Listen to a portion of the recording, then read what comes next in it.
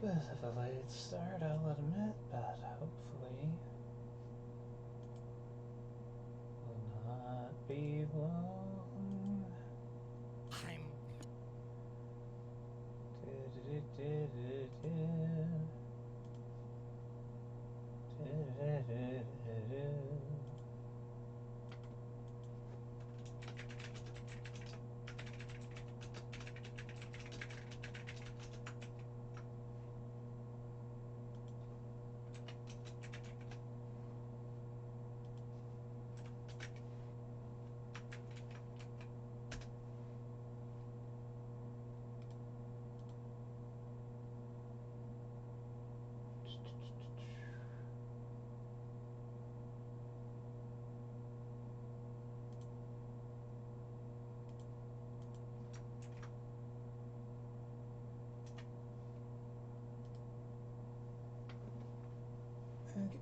Oh, heck, I forgot to set the right thing. Yeah. No, that's not the right thing either. Yeah. There we go.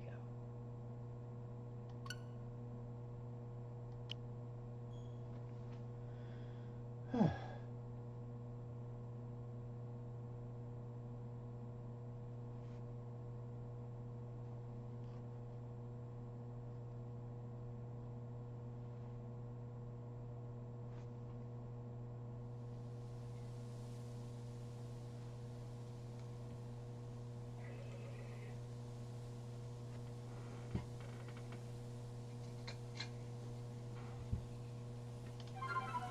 we go.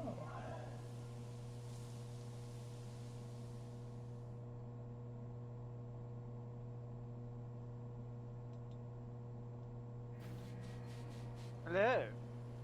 Hello.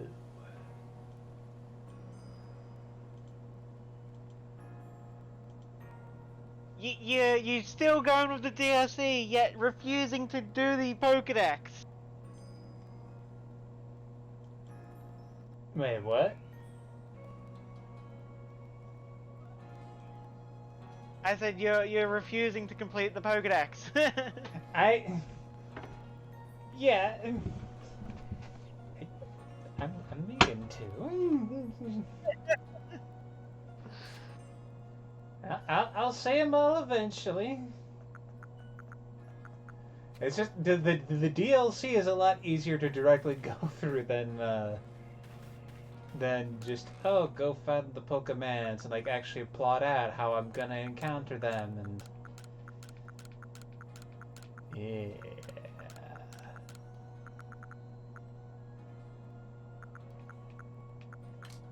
Don't worry, I'll meet God soon enough.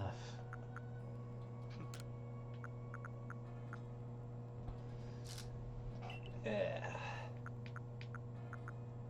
Meanwhile, I am playing the tale of bunny mom that wants to rescue her child and fights evil robots and dark hedgehogs along the way.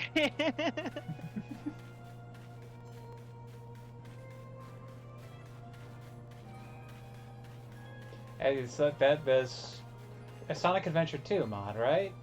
Yeah. Yeah. Neat.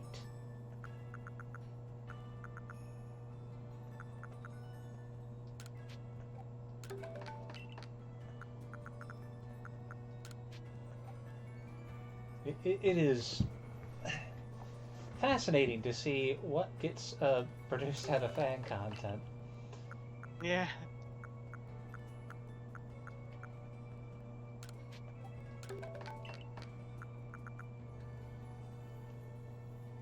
I mean, another mod that I'm using, which is hilarious, is everyone in Rouge's outfit. I don't know why I said Rogue. I know it's Rouge. Yeah. It's close.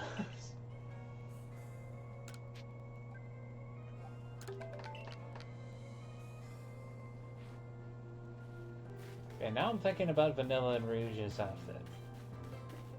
Unfortunately, yeah.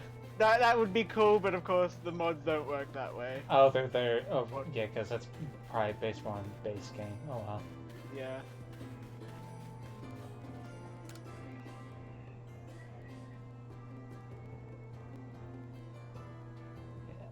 Our last item of research is to look into massive mass outbreaks in the Alabaster Islands. Massive mass outbreaks in the Alabaster Islands. Let's finish this together. If you're ready, shall we embark on our investigation? Good, then let's head to the snowfields camp.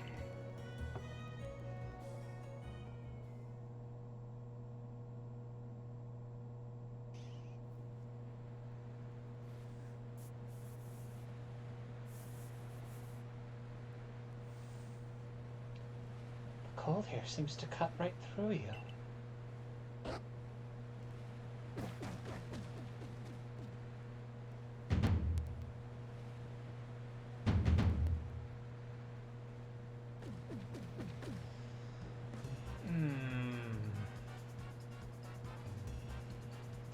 What are you two doing here? I came to advise you that the massive mass outbreaks seen here in the Alabaster Islands seem slightly different than the others. The outbreaks happen during rainstorms in other areas, but here they seem to be tied to blizzards. Blizzards, you say? It could just be the cold environment, of course, but I have to wonder if there's more to it. Oh, we'd better get to it. I think we should look into more outbreak locations than usual this time. More than usual? I know increasing the scope of our investigation is a lot to ask at this point. And even for someone with your skill, Liberty, it will take a long time to check so many areas by yourself. It's a good thing I'm here to help you out then, isn't it? And I suppose even Leon might be of some use.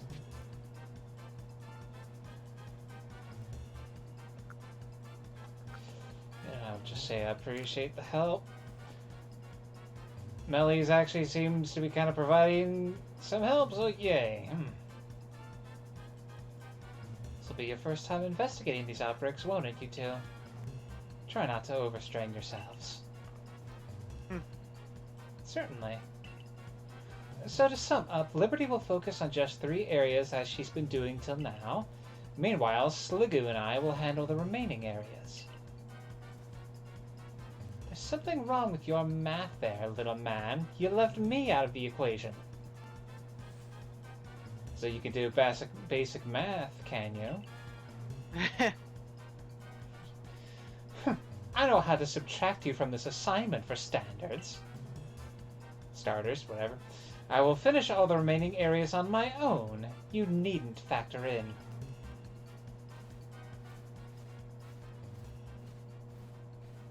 I can't tell if they hate each other or if they're both enjoying this.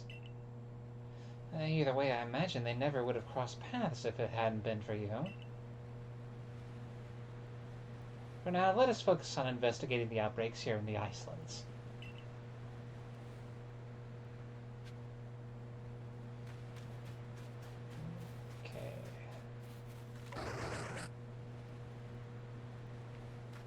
I gotta talk to you to give them to him.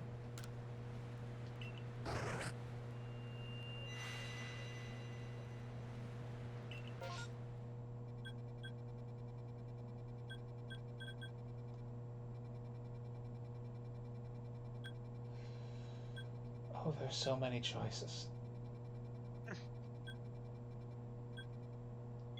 Let's check out you first. So, watching the Sonic movie put you in the Sonic mood, huh? Yep. Sure did.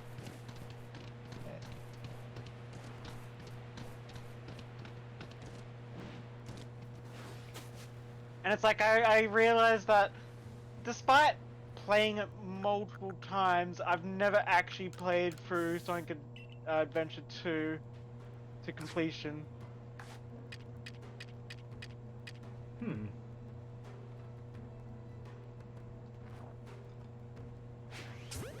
I know I've never, like, I remember renting it out once, but never really having much progression with it myself.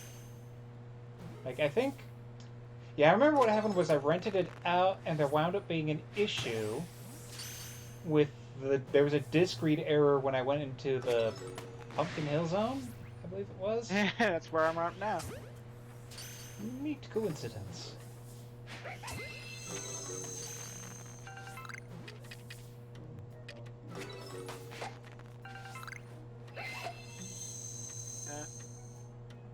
And Knuckles is really rocking the Rouge look. You might have to post screenshots. The only issue I have with it, and it's like it's understandable how they do it, because it's like it's basically since they're just essentially fusing Rouge's model with like the heads of the other characters. So of course, it has Booba. Mm-hmm. Like, it's like it would have been a nice little touch if they actually adjusted it to the actual characters' models. Hmm.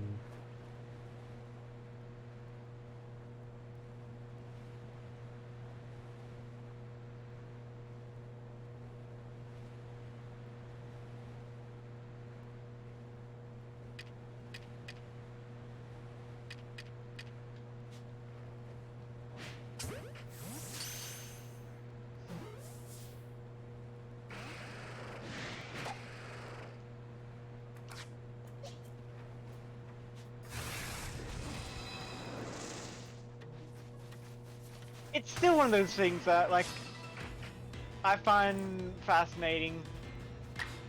In that, like, Sega and like Team Sonic are all about like, hey, you guys want to actually like make mods for our games and even make fan games for Sonic? Sure, go ahead.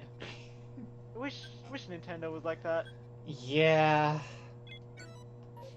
Like, it's kind of one of those things where it's like, I am also kind of hesitant to, like, I keep thinking, you know, maybe one of these days I'll try making a fan game. And part of me really wants to try my hand at, like, a Pokemon game, but I know they don't like that happening. And so it's like, you know what? Maybe I would actually have a better shot at being able to put something together that people would have a chance to enjoy if, like, I don't know, I decided to, like, make a Panzer Dragoon fan game or something. Yeah.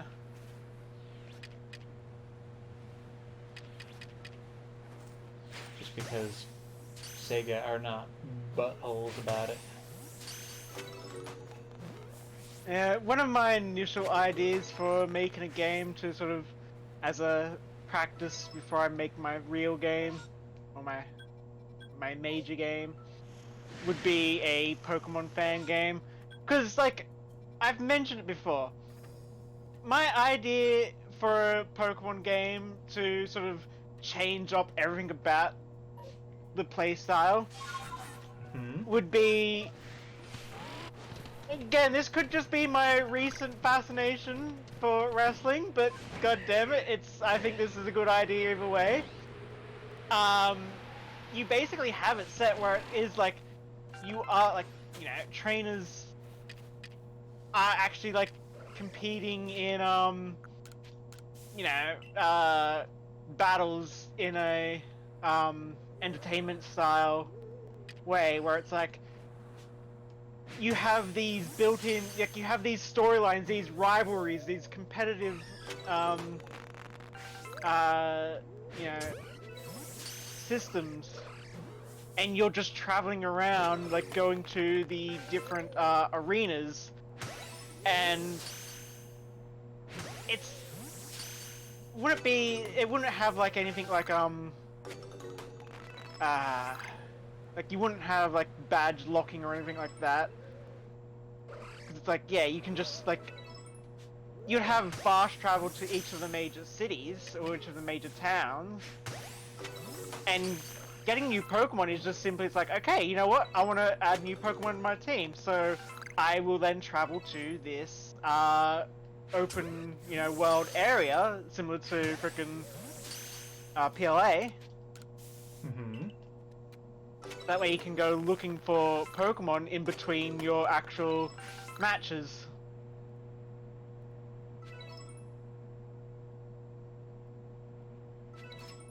So you have the focus more on, these competitive battles with character-driven storylines.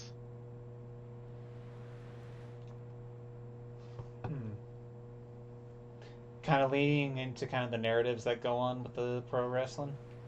Yeah.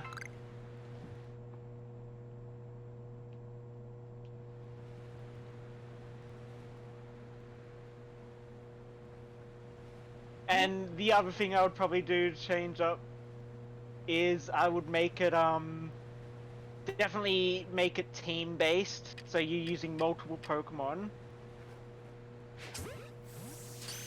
Because I think that should be the standard. 1v1 Pokemon battles aren't interesting to me.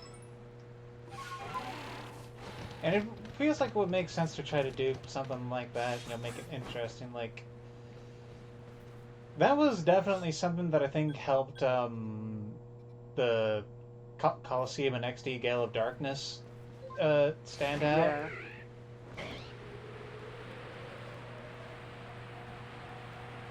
Yeah, because it immediately adds that extra layer of strategy. Yeah.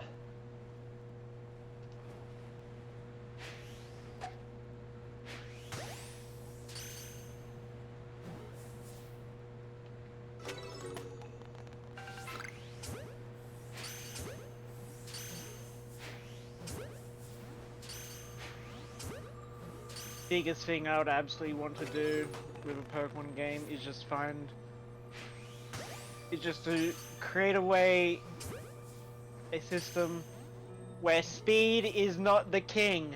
I hate that speed is basically the centralizing stat in competitive Pokemon.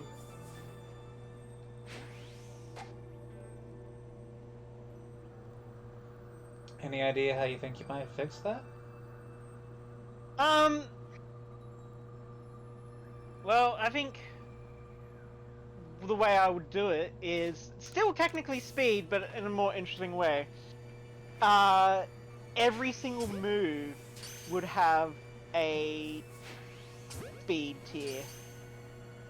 So therefore, stronger moves are slower. So if you, like, say, pick Fire Blast. Fire Blast might be like a tier 4 move, a speed move, and then something like Flare Blitz it's weaker, but it's faster. So therefore, you're trying to sort of be like, okay, am I going to go for basically similar to how this has the agile and strong style, except instead of choosing a style, they're built into the moves. Okay.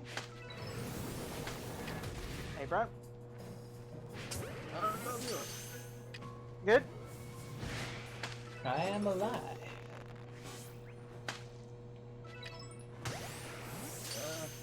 So I decided to play the third game that, the guy who made Cthulhu Saves the World made.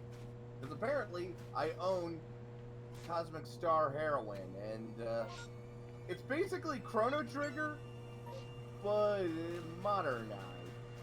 It's a modern Chrono Trigger. It's actually really good.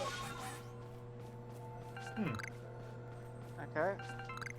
I'd say that's a bold claim because I consider Chrono Trigger to be a timeless classic. No, well, pun semi-intended, but that is also what it is. Well, I mean, the mechanics, the mechanics and look, it's Chrono Trigger, but you're playing as basically a futuristic, hot woman. So it's sci-fi Chrono Trigger mechanics. Alright.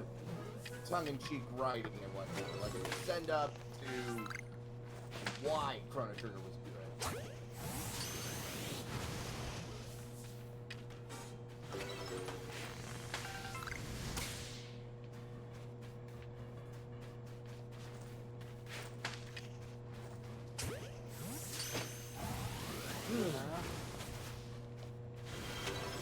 Today's game went pretty well. I got a new magic sword. Nice. Oh, it's a rapier. Magic rapier. And it's called Brine Sting. And my character... Okay. The effect is that when you hit somebody with it, they have to make a DC 14 sword save, or you'll take a -1 to their actions because the salty brine is getting in the wounds distracting. If I crit and the target is aquatic, they take more damage because salt crystals are forming in. I almost imagine it's like if a phase was holding on to, cold iron. Fair enough.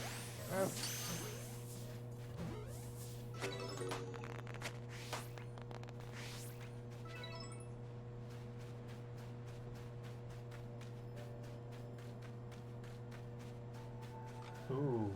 Yeah. One of the things I realized that would be like with that system I propose is that, if you think of it in terms of like if this was like how like an official system was made, people would be like, well then what about those Pokemon that are actually meant to be like they're designed specifically to be the fastest? How would it be fair that they aren't moving fast because you're using this tier system? And I'd be like, they would have a special, like, I would have Pokemon each have like a specific sort of style, like almost like a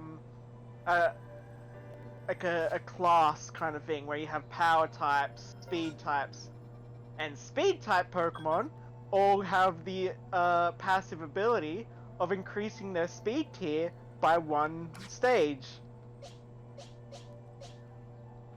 Like Ninjask with its ability. Right, no, but no, what this means is like, so since you sort of came halfway in, this was a proposal for like what I would do to fix the combat system in Pokemon by basically removing speed as the king of stats. You would remove the speed stat and instead give every move a speed tier. So that way, stronger moves are slower, faster moves are weaker. That way, it does become an actual strategic choice of like, do I want to go for speed over power? And yeah, so it'd be probably a case of like power types would have that would increase the damage tier of every move, whereas speed types would increase the speed tier.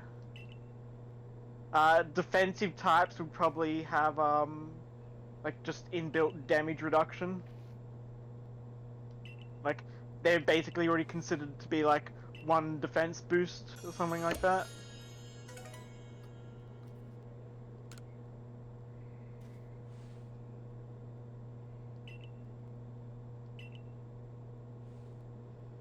Also, I hate knuckle stages.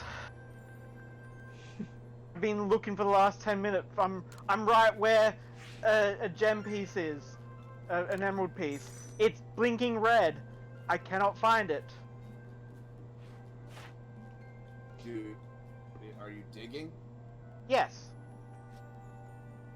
Oh god, I hate it when that happens. I remember when playing the first Sonic Adventure, those hot and cold stages were not exactly my favorite. Yeah, Pro Jared was right. Sonic Adventure 2 is pretty overrated. It has a lot of great moments and the story is somewhat enjoyable, but there are a lot of stinkers when it comes to stages.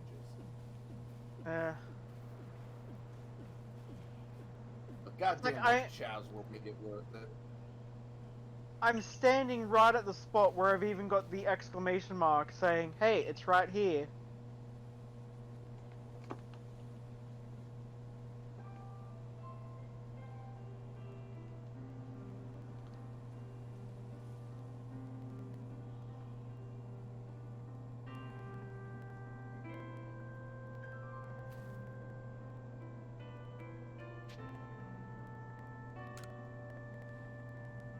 Also been enjoying those adrenaline dubs. Thank you for finding those, Arkle.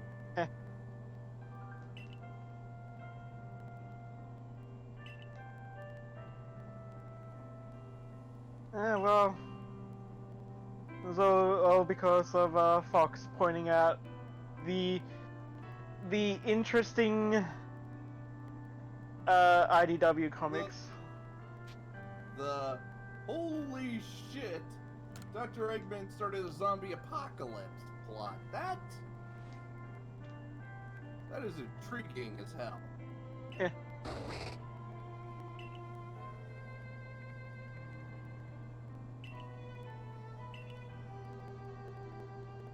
And it does help that the fan dub is actually really good. Yeah. So it is making me want to rewatch Sonic X, because again, I still haven't actually seen season 3. Yeah, I've seen bits and pieces of Sonic X, but I've never sat down and watched the whole thing. Because, you know, it's a 4Kids dub, and watching too much of a 4Kids dub unless it's Yu-Gi-Oh! Isn't good for you. And the problem with it is actually the dub is pretty good, because, you know, it isn't exactly something that has a lot of nuance in the first place. It's Sonic. And Sonic is one of those series that is kind of designed with the idea of being translated first, I reckon. Like, it feels more natural being in English. But, the problem with Sonic X was definitely Chris. He is an annoying shit. He's not even necessary for Yeah. the plot, is it? No. And it's, again, it's, as people have pointed out, the sheer stupidity. It's like, oh no, I am so depressed and sad. I am a rich kid living in a mansion with a butler and a maid that treat me well and are always there for me. And just like, what the fuck? Like, okay, I could believe a kid could be a bit depressed because he's sort of isolated from people, but it's not like his parents are like, no, you have to stay here in the manor and learn to become a gentleman. Yeah, he doesn't get that bullshit excuse, right? Yeah, it's like he's got caring people there with him, like that are constantly looking after him. It's not like he's alone. Or being forced to not be a kid. Yeah. Yeah, like if it was he's forced to not be a kid and, you know, and then all of a sudden Sonic shows up and now he has to hide him. Okay, cliche, but that would make more sense. Right? Yeah.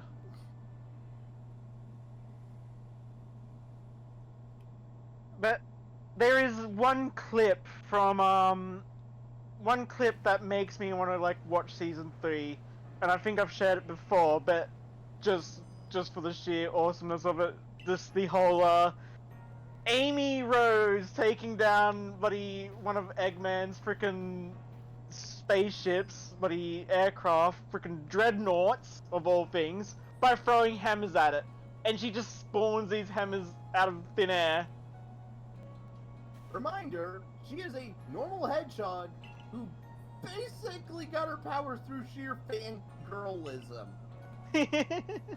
She just saw Sonic one day, and she's like, I want that, and she just started running, and she kept going.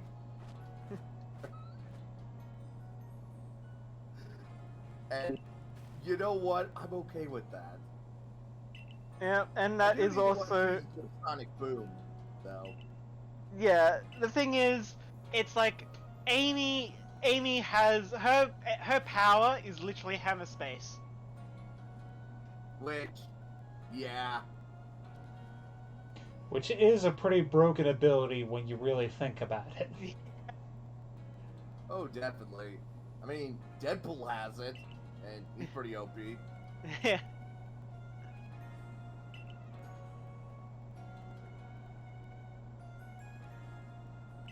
There is another thing I've noticed. It was pointed out to me that's like a lot of villains that get introduced into Sonic games nowadays all have pretty much one thing in common, and it's that they pretty much always show off how they're a threat by being faster than Sonic. It's like when you do that Kinda too much, boring, it if kind I'm of being honest. takes away from the whole fastest thing alive. Yeah, it really does. I mean, Robotnik is a threat to Sonic not because he's faster, but because he literally has legions of machines. Sonic is fast, but if he gets nailed with one of those missiles, he's done. Yeah.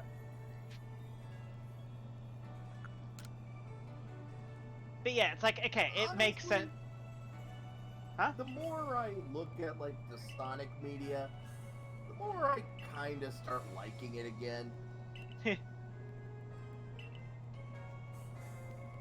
It's cringy, it's edgy, it's stupid sometimes, but goddamn, when it's awesome, it's really awesome. Yeah.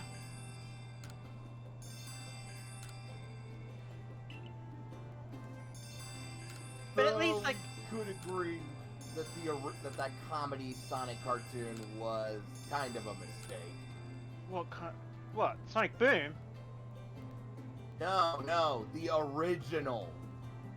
Ah, You know, with Scratch and Grounder. yeah. Yeah, nah. Sonic Boom is one of the greatest things to... Oh yeah, Sonic Yeah. Boom saved Sonic Boom. Yes. If you didn't have the cartoon, Sonic Boom would be the worst thing ever. Yeah. If anything, I'm glad we got the game because we got the cartoon. And, like, I know some people, like, oh, they don't like Knuckles because he's an idiot. I'm like, he's not... He's always been characters a bit No, dumb. no, here's the thing. He's not stupid. He's definitely a himbo, but he is just, airheaded. He's not stupid. The way I see it, he's so hyper-focused on his goal, he doesn't think things through. Yeah. I mean, his go-to is punch it. If it doesn't go down, punch it more. If it doesn't go down, keep punching it. I still love the whole, it's like,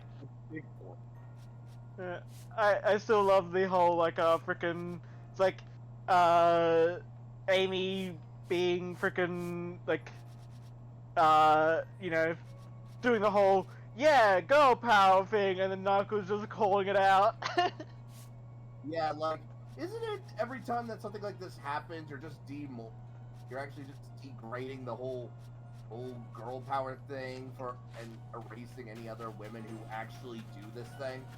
Yeah.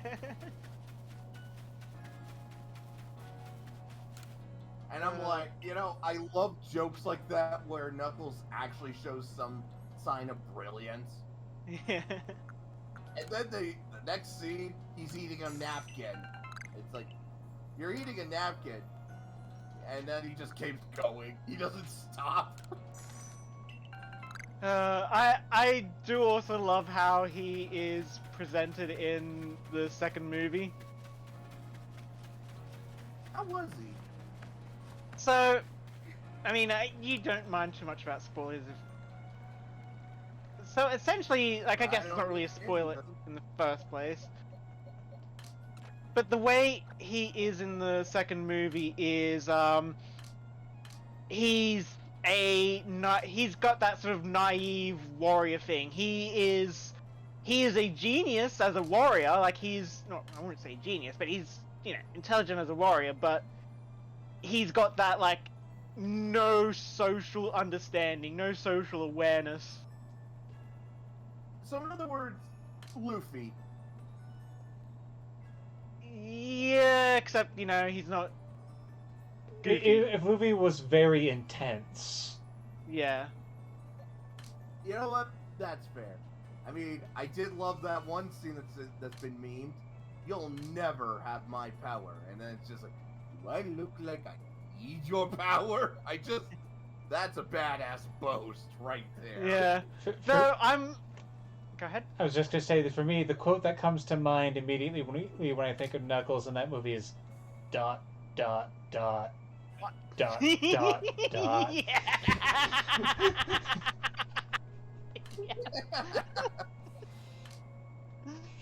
Oh. That's between two. Oh, just playing baseball at the end. Yeah. Because, of course they would be. I mean, Aha, that was the thing I in have- the first movie. Haha, I have That defeated needs to you be at the like base a of running ball. gag. That needs to be a running gag. Every movie needs to have some scene where everybody's playing baseball. And When, like, they Shadow also shows up, he has to do it. Rouge, Amy Rose. Yeah, I am not sure. Like, I was not aware this is a meme, but apparently it's a meme that Knuckles loves grapes, and they reference that in the movie. I was wondering if that was referencing something. I don't get it either.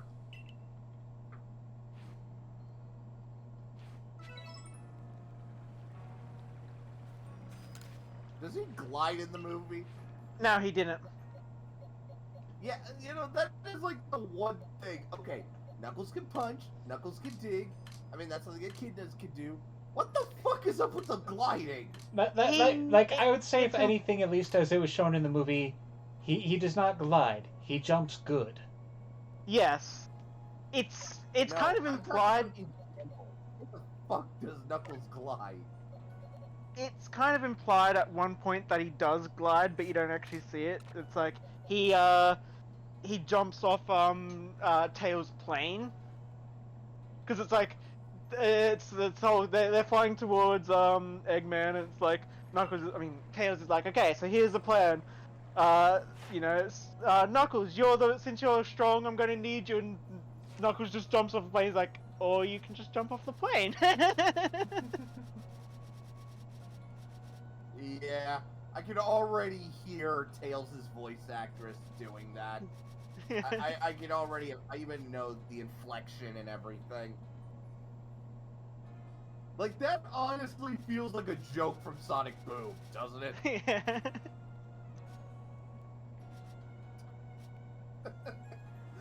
Right? Yeah. Yeah.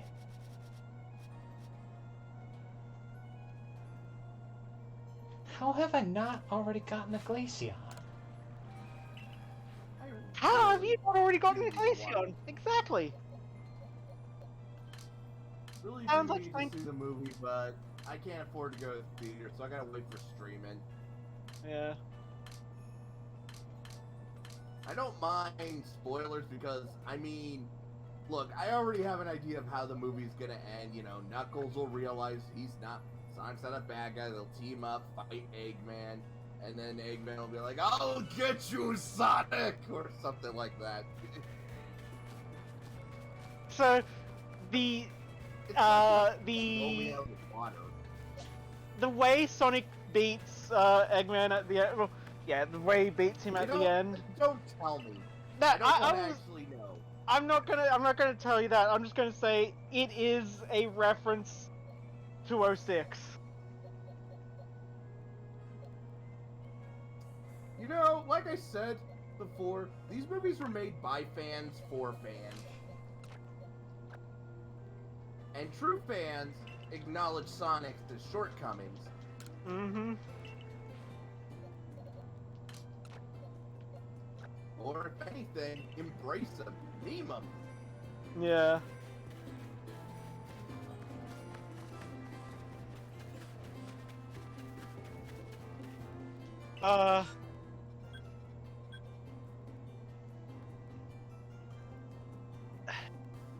Cause yeah, so it's like, I also feel like the IDW Sonic comics are also made by fans for fans. yeah. Because there are so many references to other media. even if it's simple as Eggman going, "Get a load of this." But yeah, it's like he actually say, "Get a load of this" to somebody. it's like a freaking one of the other things that back in the first movie, I still found it funny that they had a not so crazy Cole, who his depiction of the Blue Devil was of course Sonic. Yeah. Yeah, they knew.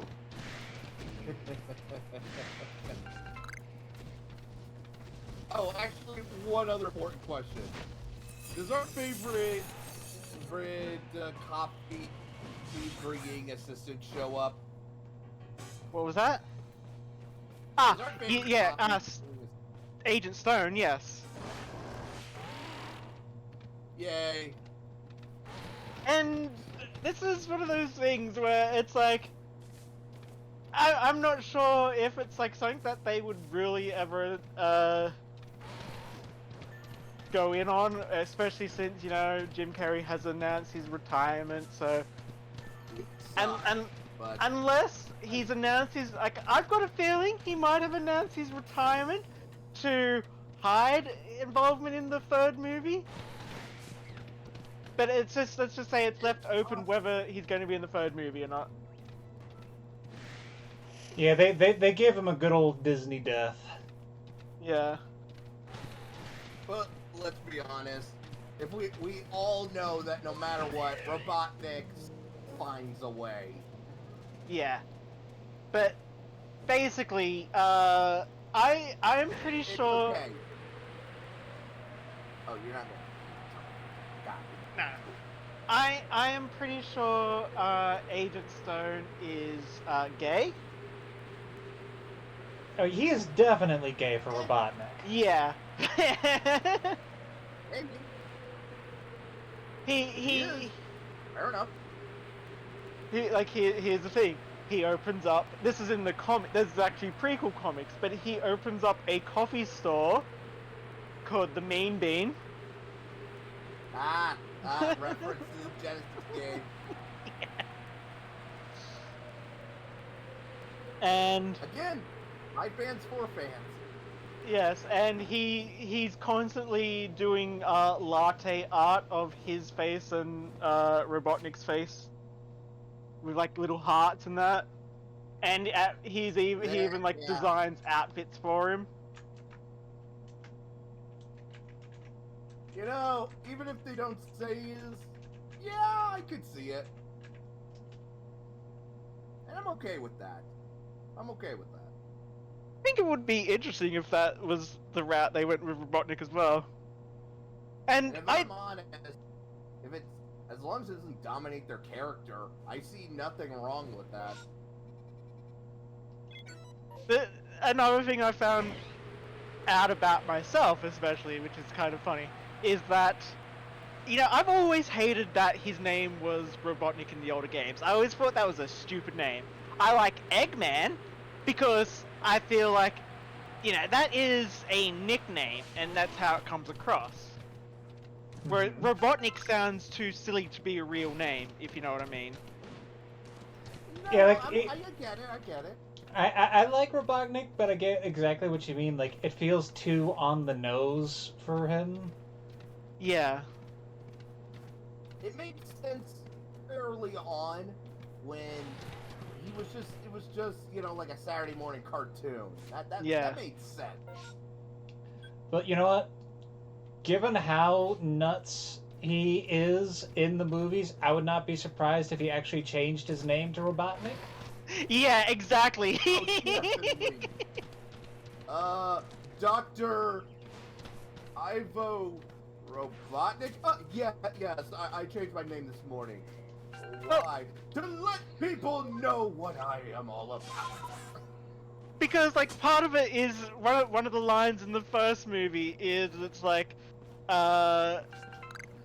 you know, he does the whole, it's like, I was making formulas while you were spitting up formulas, and Tom's like, I was actually breastfed. He's like, thanks for rubbing that in my face. I was an orphan. Oh. I know. The way with the personality. Honestly, I think Eggman / Robotnik is his best when he is a bit manic, a bit cuckoo. You don't go the route of the Sonic Saturday morning cartoon where he's a complete idiot, but I don't feel he works when he's 100% serious. Granted, Sonic Sat AM, where he's voiced by Jim Cummings and he's fucking intimidating and so cool. I think they're like a blend of he's clearly an intelligent genius, but he's got hit on the head a few times. It's a good mix. And I think Jim fits that role so perfectly. But yeah, it's like the fact that Sonic is the one that gave him the Eggman nickname, and it fits perfectly in with how like Sonic's always giving people names based on essentially like observational stuff. It's like, okay, he's always seeing Tom talking to donuts because of how bored he is on freaking speed trap duty. So it's like, oh yes, he's Donut Lord. Yeah, he always sees his wife doing yoga, so she's making herself look like a pretzel lady. Yeah. Robotnik has a bunch of drones that are all egg shaped, so he's the Eggman. He's the Eggman. Yeah. And what's funny is No, seeing actually... something get embraced. It's awesome. Yeah. And I think it also works best because it's the best of both worlds. And honestly, Yeah. I always went with the idea that his name is Dr. Ivo Robotnik, but he goes by the title, the Eggman. That is official, yes. Yeah, that is, I say, the best of both worlds. That is pretty much how, like, in canon now, that is how they've actually been doing it for the last few years. Or actually for the last, I think, since late, I think 2000. Is a pretty good name. Yeah. I remember I think this was a comic I read once, like, I found it in like a school library. It was like done into like a volume or whatever. And I remember the whole thing was like Sonic there was Sonic and then there was Dr. Kintabor. And they were friends, and then Sonic happened and Kintabor then became Robotnik. He just switched his last name around. I like Dr. Tinker better. I like Mr. Tinker better. When you watch when you listen to the IDW comics, they'll make more sense. Fair enough.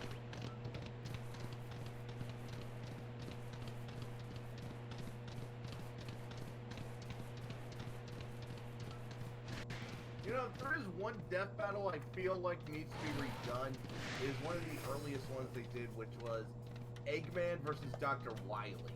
Now that there's even more media, who would win in a fight? I would still say that would probably be Wily because of... Okay, it depends on where you cut it off, because, like, Wily is, if you even want to go into Mega Man X stuff, where he is still technically alive, just as a different character now, or whatever. How about this? Dr. Wily, but he gets Mega Man X. Okay, yeah, he definitely wins out then. Because of Zero. Well, here's the thing. I would say technically by that point, Zero is a liability. True. But yeah, like, just the fact he's functionally immortal at that point works. But you also have to take into account that, you know, Eggman has, you know, Metal Sonic, and yeah, you know what happens when he goes Metal Sonic EO, right? Nah. He literally does what Mega Man does and copies abilities. Fair enough. And he can add more than just one at a time. Oh my god, now I'm imagining... It would still be a cool fight. I'll admit though, I'm amused at myself at the thought of, okay, what happens when frickin' Metal Sonic meets the match in the form of a Metal? Just constantly trying to attack it, but just keeps bouncing off the helmet. Yes. Honestly, I think Dr. Wily would have succeeded if he just programmed them to never look up. Yeah. Or have the ability to move forward even with their helmets down. I think an interesting way of doing it would be you have just a sort of like Sonic villains in general versus Mega Man villains. So that way it's like I could see an ultimate showdown between like frickin' Shadow and maybe like I guess Bass kind of fits that Shadow. Yeah, he's the bad boy counterpart to the hero. Yeah. Well, I mean, it used to be Proto Man, but he got good.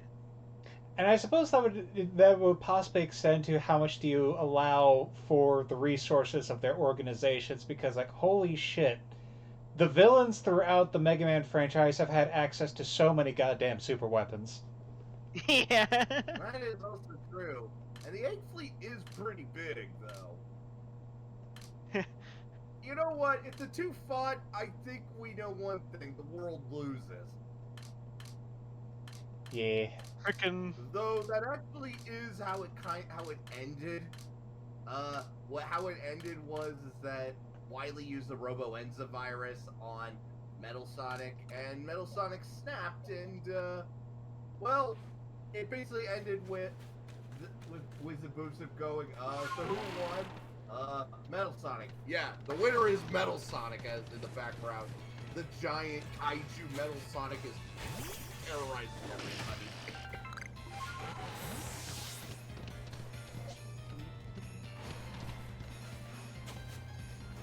Honestly, I don't even care who would win. I just want to see the fight. Yeah. Done. Look, that's the thing about me when it comes to Death Battle. I could care less who actually wins. I just want the fight. Because I love the animation. I love how when they get the good voice actors, and well, it's just fun for me. There are some interesting like battles you could have between villains and their minions. Like, you know, Bowser's army, they're no slouches. Oh yeah. And it kind of helps that, like, you know, of all the Nintendo villains, like, I mean, okay, maybe DDD's a little bit better, but like, Bowser actually kind of like treats his minions pretty decent. Yeah. He doesn't abuse them. Well, Most of the time. You might have to question his military strategy if he tells the Green Koopa Troopas to suicide jump them. You know, fall. I mean, you can't use the very first game as a canon kind of thing. Super Mario World also has. Like, I would Green say Koopas. that's one of those things that you just strictly consider to be like an aspect of gameplay, not like a literal. Yeah. I know. Like... I'm just being. Although Bowser's army versus DDD's army, that'd be kind of interesting. The Waddle Dees would just get walked over. Yeah. Yeah. Like, they would put up a valiant effort, but they would get all walked on.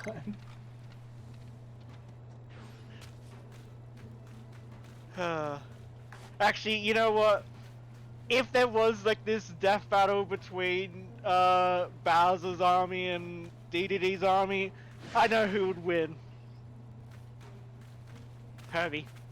That- Because Kirby would somehow get involved. Yeah. Fire! And there's another thing I need to go and watch. Kirby right back at you. And a dub which some people consider slightly better than the original because the silly writing fits well with the show. Yeah. And I cannot imagine anything except Antonio Banderas Meta Knight and Southern Sheriff DDD.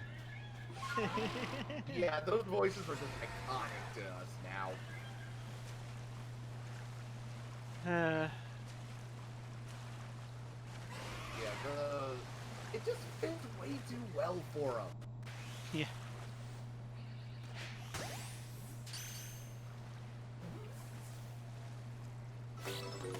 Now, if only we could get a Fire Emblem anime.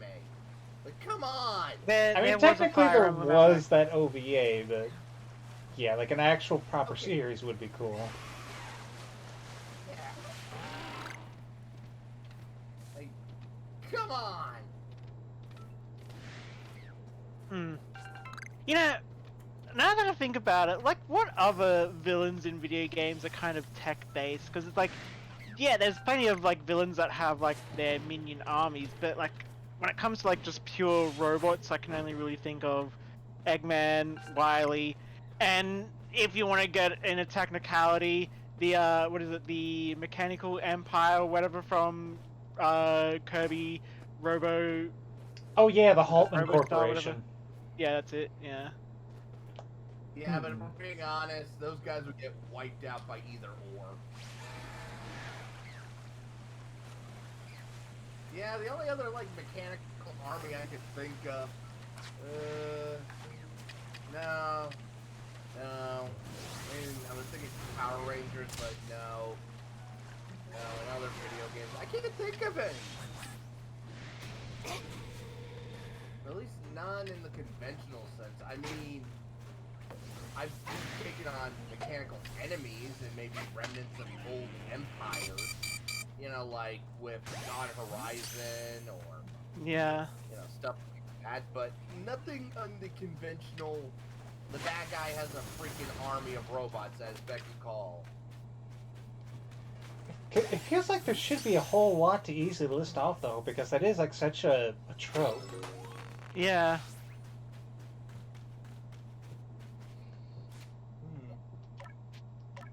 None that I can think of. Yeah, exactly, Weird. like...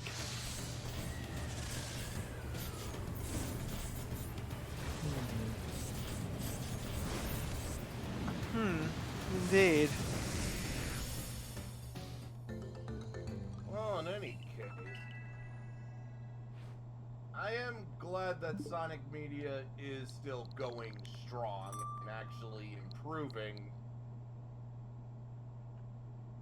Because, I mean, it was that dark age of Sonic.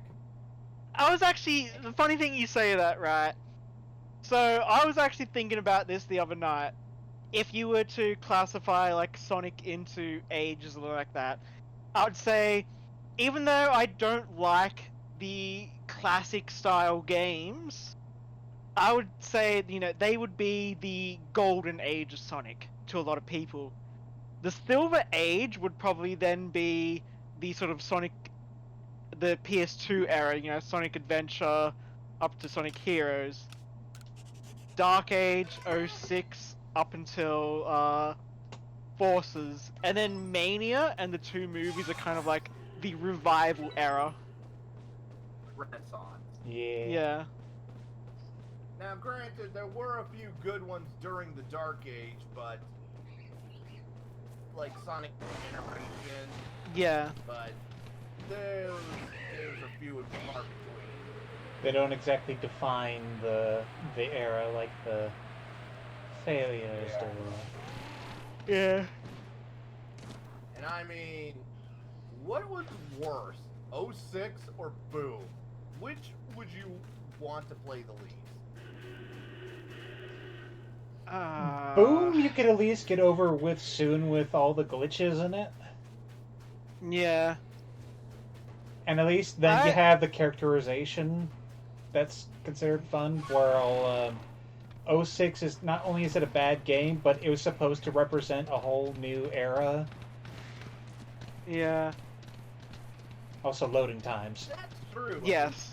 At least with Boom, it almost felt like a parody of itself at times. Yeah. Yeah, I think for me, what it would come down to would actually be gameplay. I would not really want to play either because it's like Boom is a very basic sort of action, like adventure combat game.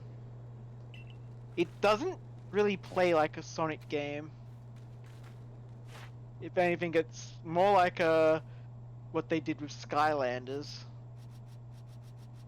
Oh. Oh my god, you're right.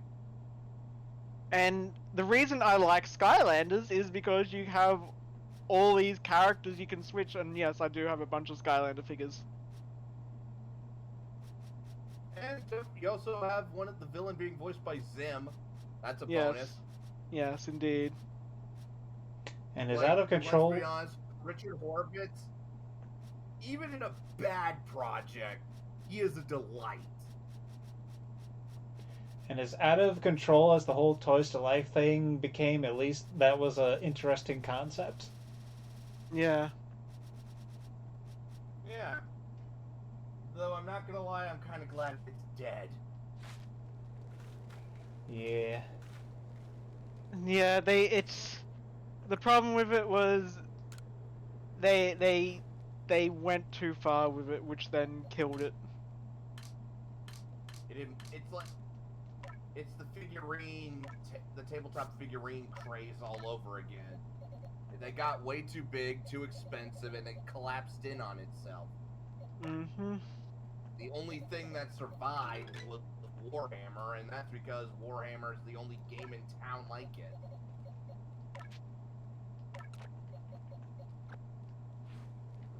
it. Oh, here we go. I just looked up this stuff. So, technically, when it comes to, games where the villains have robot armies, this one, I would say, is it's like, okay, sure, it counts, but at the same time, it's because it's meant to be based on Mega Man, and that is the Azure Striker Gunvolt series. Yeah, I've only played the fair. first game through to conclusion, but I never really got the impression they were entirely tech based. I remember some grunts being in there at least. At least I thought they were human. It was, yeah, they are drone shaped to humanoid, but they're all meant to be robots. Ah, okay. Yeah, that works then. Banjo-Kazooie Nuts and Bolts.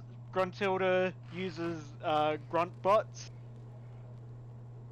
I mean, okay, in our defense, people want to think less and less about that.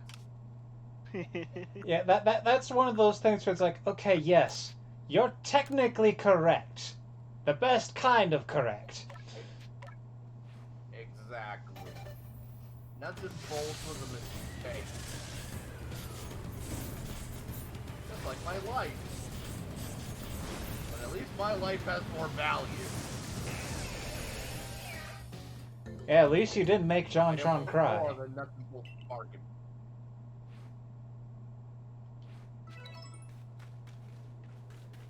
Remember, kids, don't think you're worthless. Organ harvesters definitely find value in you. Ooh. Here's an interesting, when it comes to villain armies, frickin', Ridley's Space Pirates. Oh yeah. Then obviously this is not in robots, this is like, in terms of other villain armies, where would you put the power level of the Space Pirates? If I'm being honest, I forget Ridley is considered a pirate. I would. Like, you look at Ridley, do you really think he's a pirate? Well, the competency of the space pirates really depends on who's in charge on the given day. Because it's like, okay, when they've got like Mother Brain around or Ridley, they can get shit done. They're like, okay, because here's the thing you gotta consider. In order to have the Metroids be on Zebes in the first game, that means there had to be a contingent of space pirates who did in fact go to SR388, picked up some Metroids, and brought them back. There is some baseline competency in that. Yeah. It's a bit suicidal. Yeah, but otherwise, I would say that's like, you know what? I will give the space pirates this. I will give them a minions out of 10.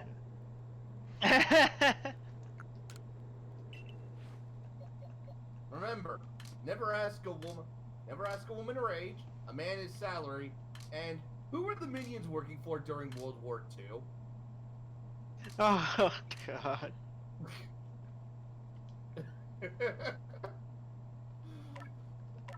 Ugh. I know it's a dark joke, but apparently the minions. Yep, they always work for the greatest evil. For their leader. So I might explain a few things. That is one of my. You've just made me again. You brought up what is one of my big fears for the Mario movie, considering it's made by Imagination. I hope they don't make Bowser's minions too minion-like. Like, yeah, have some gags with them, but don't go. Goombas, but don't do what they did. Don't give us the singing fish from the Lorax. Don't give us the fucking banana minions. And for the love of God, do not give us the peeing gerbils from Norm of the North. Yeah. I'm hoping that if they do decide to give Bowser's minions voices, which I'm sure is going to be ultimately inevitable, they don't try to do like a thing. They don't try to give it like a cute creature voice or whatever. They just make them sound like dudes. Yeah. Just like, oh yes, and who's Bowser's Kingdom involved? It's like, you know, Bran. it's like, you know, Bowser just goes up to one of his guards. Ah yes, and who are you? Name's Greg. I guard this door. I walk back and forth between these two blocks. And just hope. Zoom back and you see those two boxes. And that's just pretty much my thing. And hope nobody steps on top of me. Mm-hmm. We must be getting close to a trailer release. Every day I think about the Mario movie, I am filled with anticipation and anxiety. Like, I know, right? After they announced all those voice actors, like,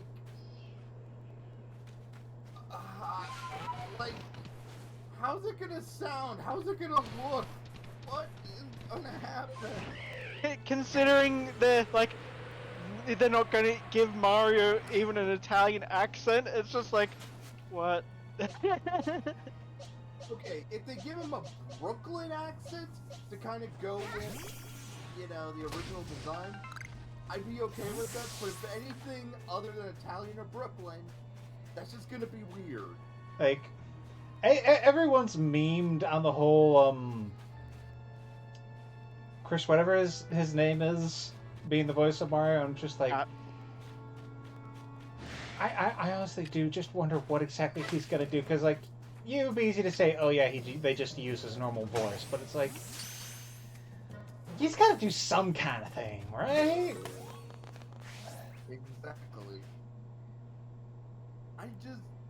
I'm with you on that one. I'm worried. You're worried. And Bowser has to have a growl to his voice. Yes. Yeah. Because it was just... Hey. It's just, you know, Jack Black doing his Jack Black thing. That is gonna look so weird. Thank you for reminding me that Jack Black is gonna play Mhm. Bowser in the Mario movie. Yeah. I forgot. How did you forget that? You remember the fucking cast they put together for this movie? It's like what was what was it? Key who was supposed to be Toad? Or was it? I don't even know. Yeah, like that's one of those things where it's like, just the whole way through, like as they were announcing that, it's like, this is this a meme? Is this a trick? Is this the real life? Is this the fantasy? I don't know. It is. And it's like, I remember even like a few days later, Chris Pratt did a thing on Twitter where he was like, it's like, oh yeah, so you've heard, you know, it's like, I'm the voice of Mario. He's like, it's me, Mario. Of course, that's not the voice. And I'm just like, oh, don't even tease people like that. Don't. The people on the internet take this shit so seriously. I really don't want Chris Pratt to get hurt because of it. I don't like the idea of people hurting people for stupid things on the internet. And it's Especially actors. it's the thing that still just absolutely confuses me about it all is that they have Charles Martinet as a voice in the movie. Why isn't he Mario? I have no idea anymore. I don't know anymore.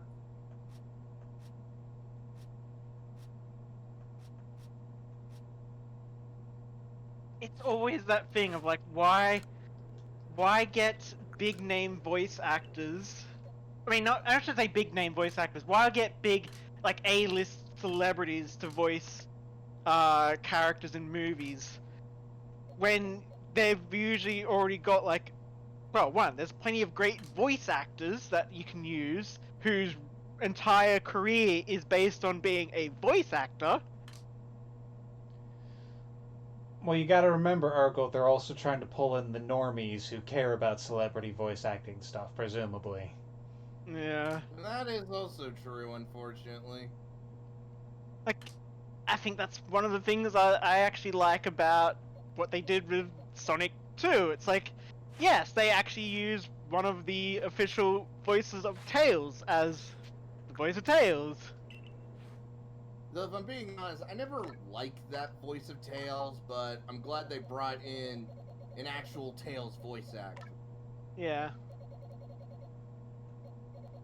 Sounds the reason why is that Tails just sounds a little too girly. Needs to be a pitch deeper, if you ask me. But other than that, that's just my own personal gripe. And it's like, Idris Elba as Knuckles, it's fine. But, like, you know, my dream idea for Knuckles is something that, I know it's not likely to happen. And I've even said this before, I'm like, I don't like the fact that, this is gonna sound racist, but when I think Knuckles, I always think Australian. And it's like, yes, they're black Australians. So yes, obviously they're black Australians. I want him with an Australian accent. I want him Yeah. because he's an echidna. His original design did have him with what's the name of the hat? A Kubra? Yeah. Give us an Aussie Knuckles. And here I was gonna say I like the Dan Green Knuckles. I mean, Dan Green is That's awesome because in I a lot like of Dan things. Green. Yeah, like that one hentai where he made a girl bark like a dog and cluck like a chicken. That happened! I'm not joking! I mean, when you gotta That pay the dub- bills. Mhm. I know! That dub was like... Yeah, I know when you dub hentai, you're not exactly doing fine art, but goddamn.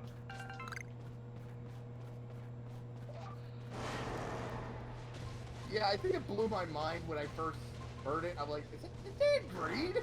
Holy shit, it's Dan Green!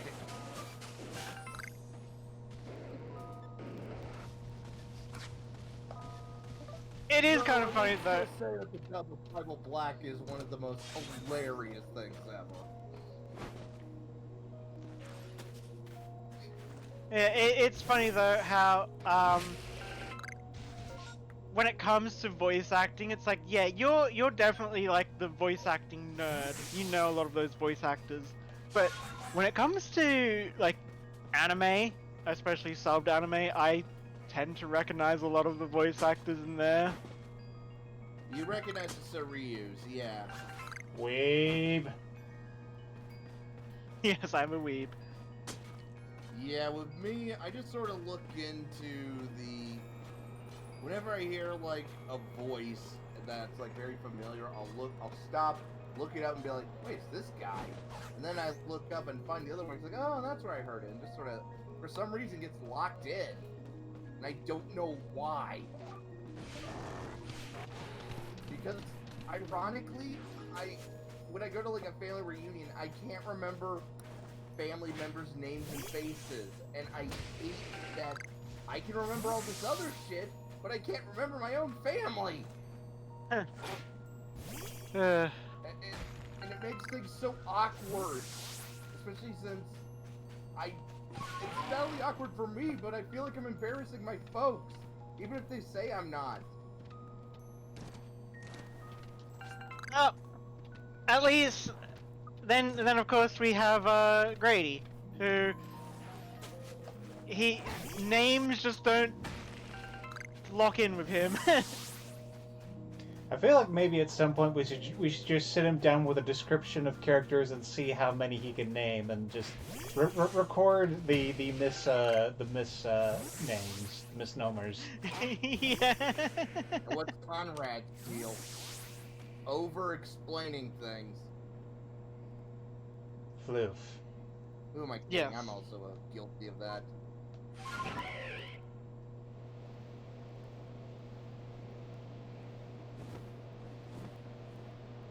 And your thing is, Andrew, is you don't watch enough stuff. he's Yeah. got a huge watch list, but yeah.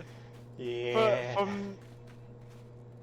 For me, I would say I have an issue of I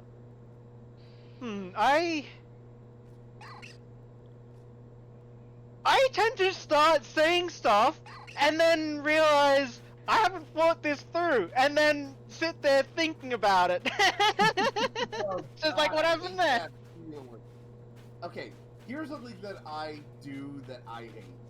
Sometimes I'll think about, like, I want to look something up, or I want to watch a video. And then I'm like, okay, as soon as I finish this thing, I'm going to go do it. Then I finish the thing, I go to type in the thing, and I'm like, what was I going to look up? And it's like, the whole thing is gone. Just, poof, gone. Like, what the fuck, Brian? You can't remember something for 10 seconds!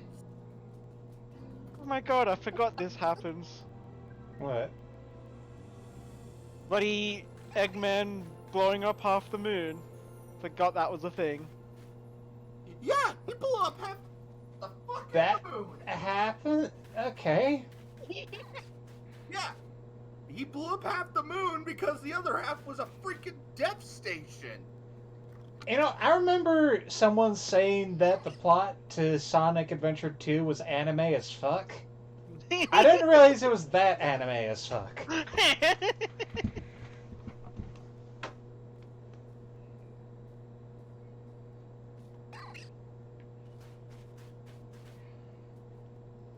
This Riolo keeps following me.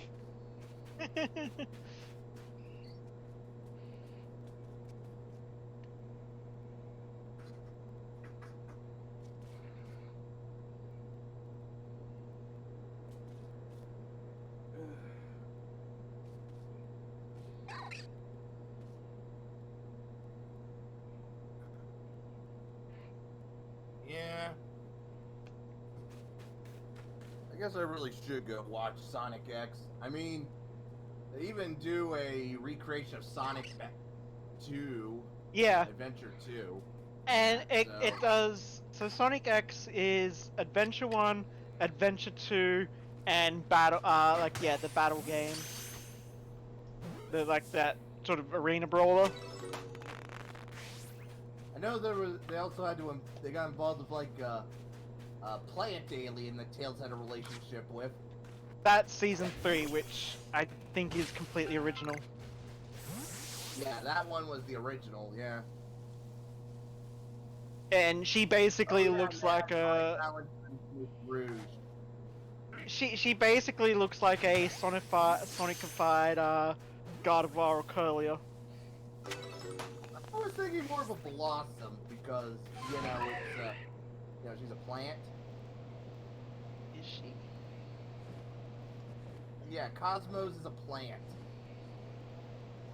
Huh. Hence the name. Yeah, but I Cosmos mean, okay, is that- you say below. It's like, okay, you say, oh, it's because she's a plant, but no, it's like, look at her design. That is straight up, the white, the green with the red chest thing, the green Yeah, I hair. guess that's fair. Yeah, that's way more. No, Yeah. no, that's fair. That would have been around the time when Gen 3 was out, right? Maybe. I don't even know. I just remember the commercial where they had like a bunch of guys with Pokemon that looked kind of like them. I remember that.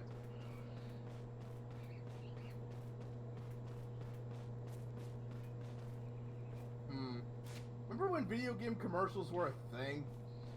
Now we They just still have are. trailers on the internet. I remember when you had to watch.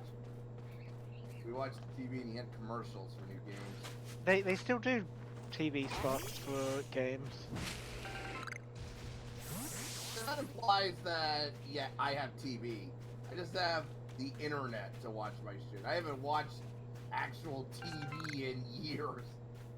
Yeah, me neither. But you still see like TV spots on like online and that. Yeah. Okay, so It's getting late. I'm gonna tap out, and it was nice chatting with you. yep. So I would say Sonic X was around about 2005. Yes, it was 2005. From 2005 to 2006. Gen 3 was what, 2004?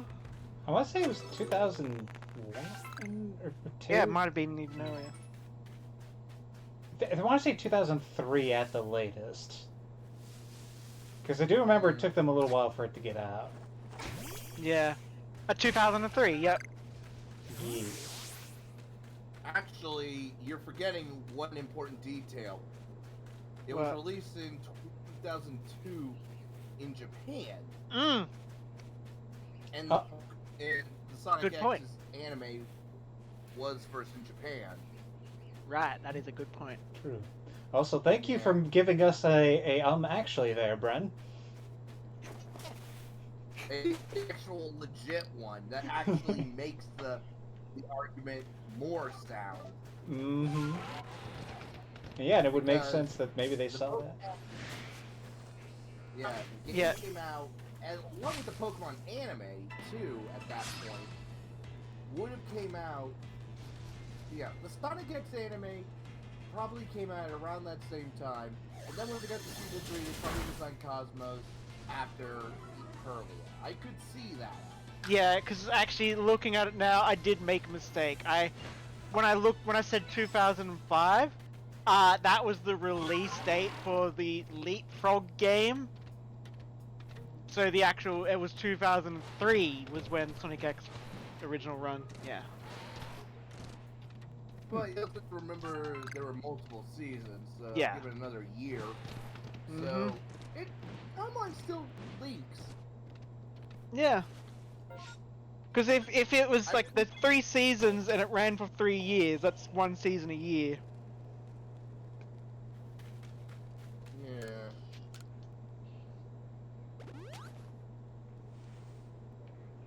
And now there's a new Sonic series coming out, called Sonic Prime, I believe. Eh? I saw like people like mentioning it. There was a mod for it's like, oh yes, Sonic Prime design for Sonic Generations. And I know there's also the new game coming out, which is Frontier. You say Sonic Prime, and now that has me wondering, how would Sonic work as a first-person adventure game? Very, very difficult. There is a first-person mod for Sonic Generations. It is, it's nauseating.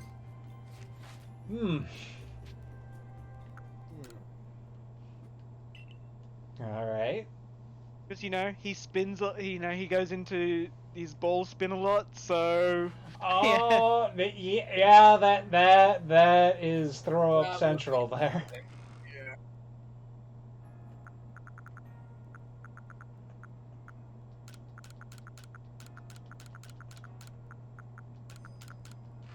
Okay, so apparently Sonic Prime is gonna be out June 23rd, 2022, and I think it's gonna be on Netflix. Yep, it is.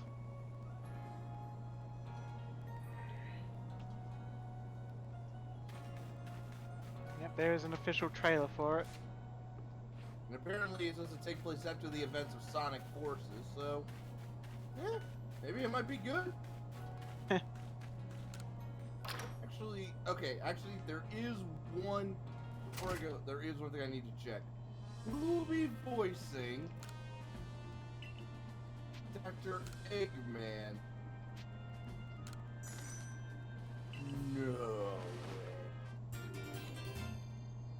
Dr. Eggman Nega, the antagonist. Okay, the future version of Eggman, they got Mark Hamill!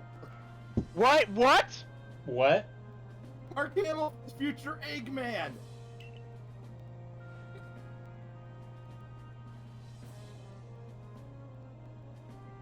Also, Brian... Was that April Drummond 1st? Please... For regular Eggman, it'll be Brian Drummond. Okay. There is fan casting, or that was in February. Fan casting. Yeah, fuck. The Sonic fan, wiki, fan and wiki says yes. Nega Eggman is Mark Hamill. That's where I found it. Yep. What a time to be alive. I mean, Mark Hamill, he always brings in a good performance. Even if the script isn't that good. Star Wars! Sorry, I had crap in my throat. So hi to Anyway, monkeys great. are great in the chat. Anyway, as a great chat and a lot to think about. You'll have a great evening. Yeah. Yeah. Sleep well.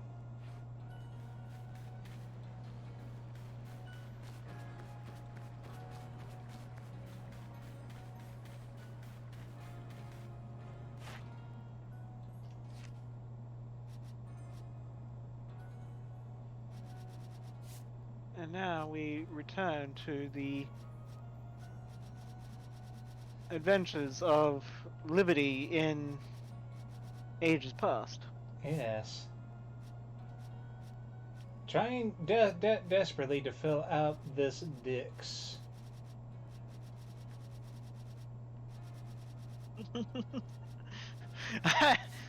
I imagine I just got this idea. Her main motivation of doing this all is not to see Arceus again. It's just like, there, I've done it. Can I go home and play Street Fighter now? Yeah. Oh. Yeah, she would just be a whole lot more cool with the whole thing if she could just frickin' like. He's like, all right, you know what? Here, I'll put Game Pass on your phone.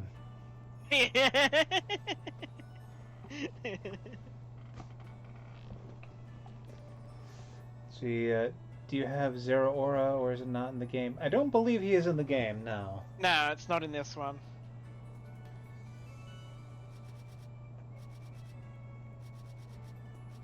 The Pokédex for PLA is pretty much Gen 4. With some additions. Yeah.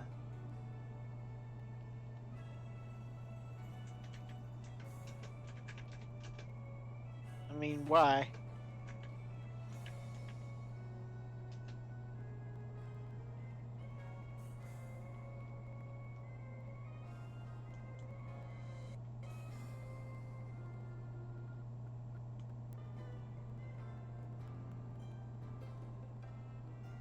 Yeah, it's not intended to be the same as like it's considered a mainline game, but it's not the same as the core games. It's its own thing. That's why its Pokédex is very different. It's a curated experience, I would say.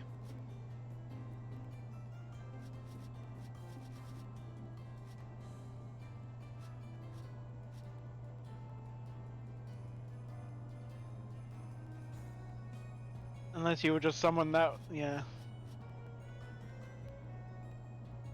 I mean, yeah, I guess you just a fan of Zoroark, which Zoroark, not Zoro. That's the problem when you've got so many Pokemon. I mean, not so many Pokemon, but you have Pokemon with similar names. You've got Zoroark and Zoroark. Both are furry bait. Yeah, they really are. Huh. What would those two be? I just had to look it up there. A Tentacle and Tentacruel. Yeah. Which is one of those things where it's like... I must have just automatically in my head every time I saw them been like, yeah, I've seen thousands of these.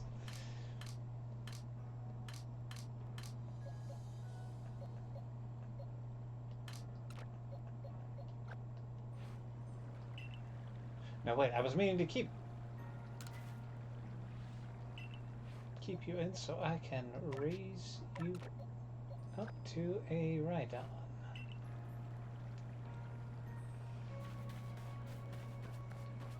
And the thing is, yeah, you get mixed up, and yeah, Zoroark is in this game, and I quite frankly, it's a very cool variant.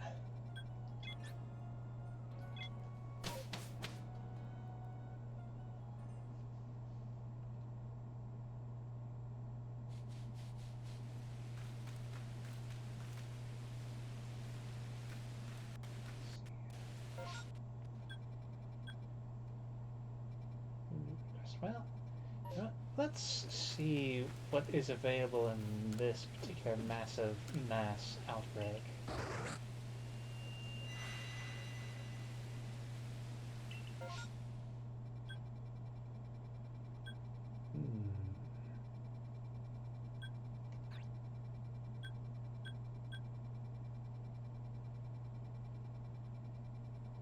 Let's check you out first.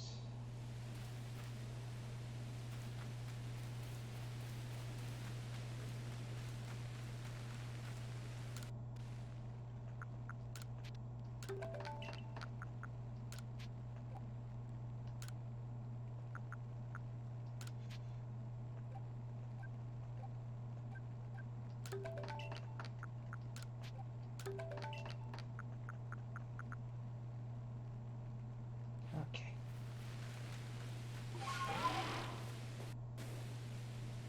Yeah, I think some of the Hisuian designs have really propelled my love for that Pokemon in particular. Like, Hisuian Typhlosion. I was a big fan of Typhlosion, but I think I prefer Hisuian more.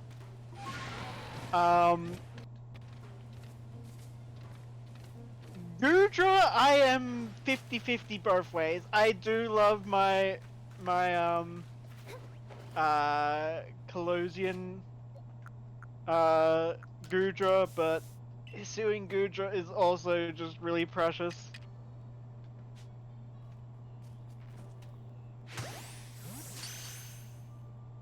It is neat But I seeing think- him get all comfortable in his shell.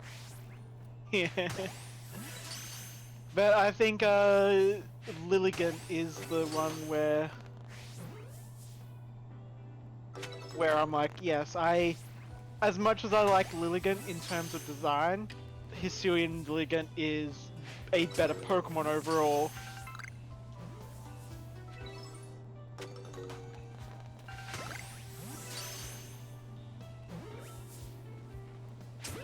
Mudra is very different. Like, I mean, I guess the big difference is just the shell, but that shell is a big factor. And I would say it's, Hisuian Goodra isn't as chubby.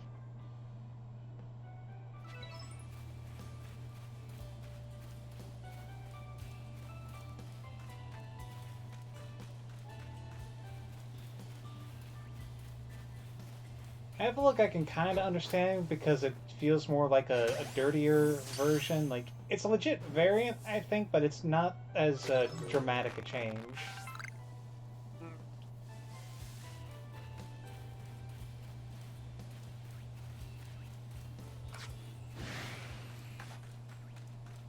Yeah, normal Goodra does not have a shell at all. Big old hug dragon.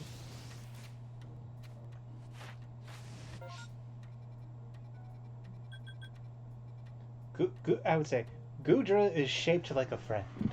Yes.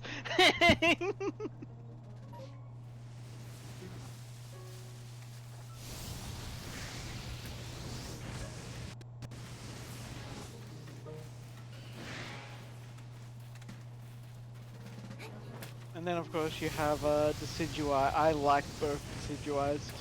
They're both really good designs. I'm not sure which one I would lean towards though.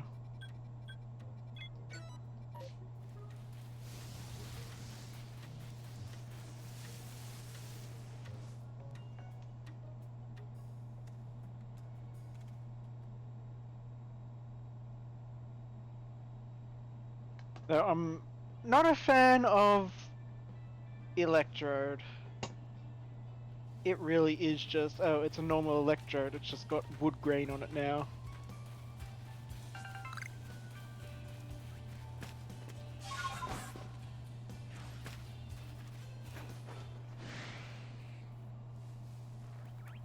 Yeah, Grass Ghost, in terms of typing, is really good. But then again, Grass Ghost is kind of an overdone typing. I wouldn't say overdone, but there's like, in just 2 generations, they released like 4 Grass Ghost types.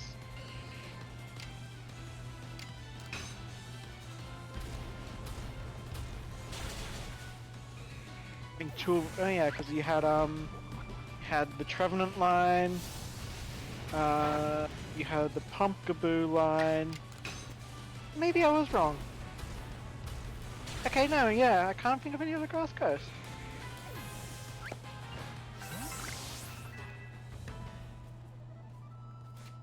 Huh, well, I was wrong there.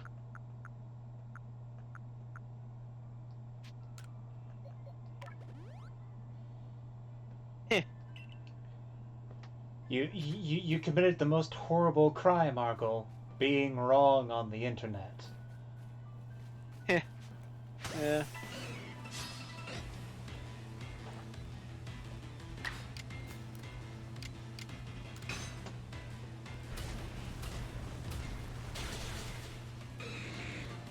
that's just kind of the problem with starters in general. The starters never really get up to that sort of top tier in PvP. The only ones I can think of are basically Greninja, as long as it has Protean, and I would say maybe what's his face? Score Bunny's evolution. I can't think of at the moment because of Libero, which is basically Protean.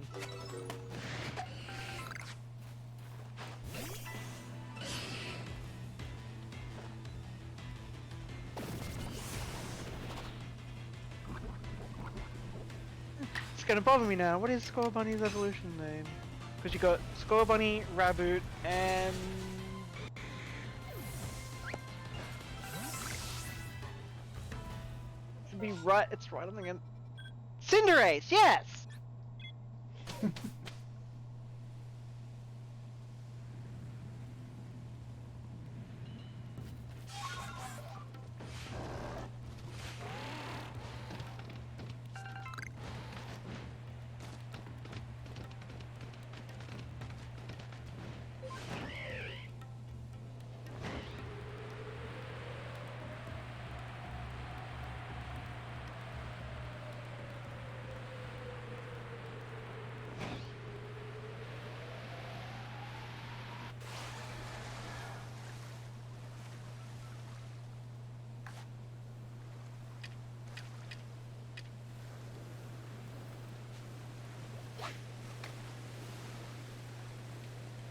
Oh, what are you looking for?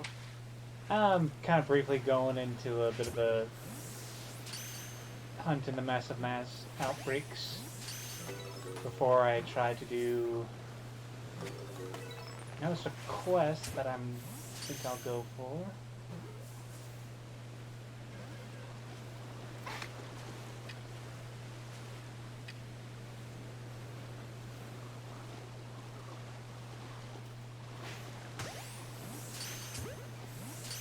Down all the flaps. Hey, Yes. how have I never caught a Mantine? Yes, Basculegion's color is dependent on its gender.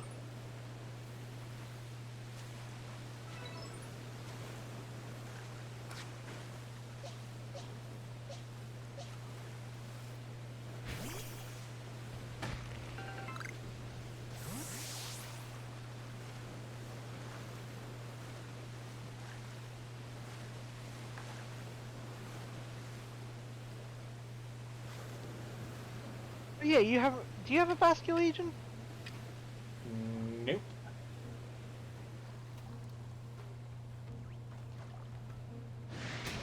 The weirdest thing to say when you're running a Basculegion. Yeah, I mean, like, yeah. I got a Basculegion, but I don't got a Basculegion.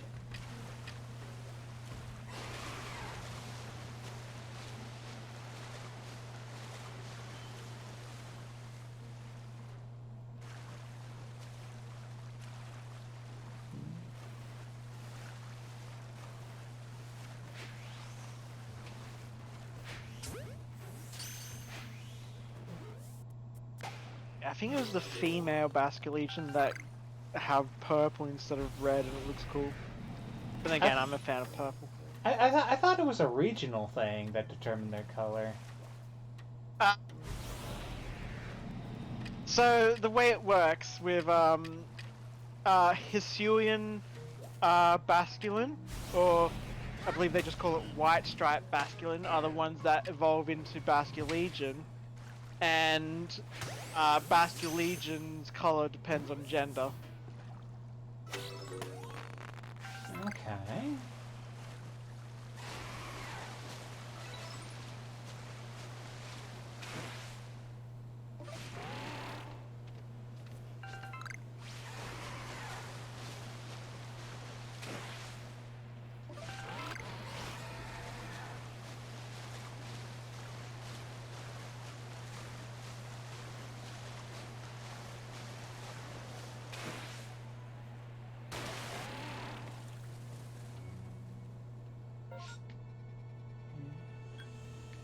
quest you can collect.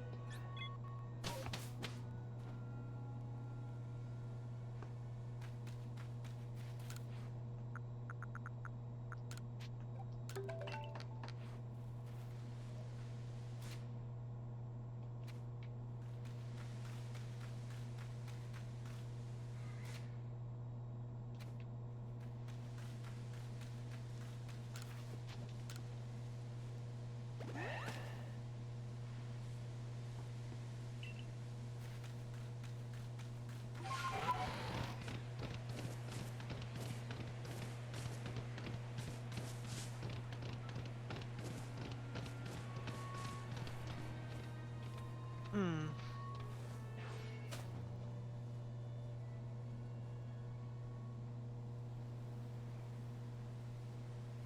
You know what I need to play? What? I'm surprised I've never actually, like, I've played, like, the first part of it, but I've never actually played through and completed Super Princess Peach. Just never been able to get my hands on it. Huh. Yeah, that was a DS game, wasn't it? Yeah. And you'd think it'd be one that I would have played, considering, you know, I'm a simp for Peach. Yeah, that is admit something I like. I would have thought, yeah, you picked that right up off the shelf. But, Hmm.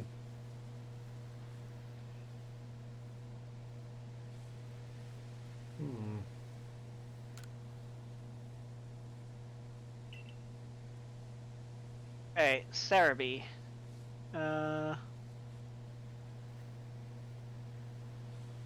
Yep, Cerebi, shows you their two colors, and it shows you that it is male and female.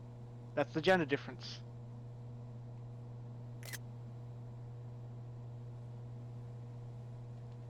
Right there on the Basque Legion page on Cerebi.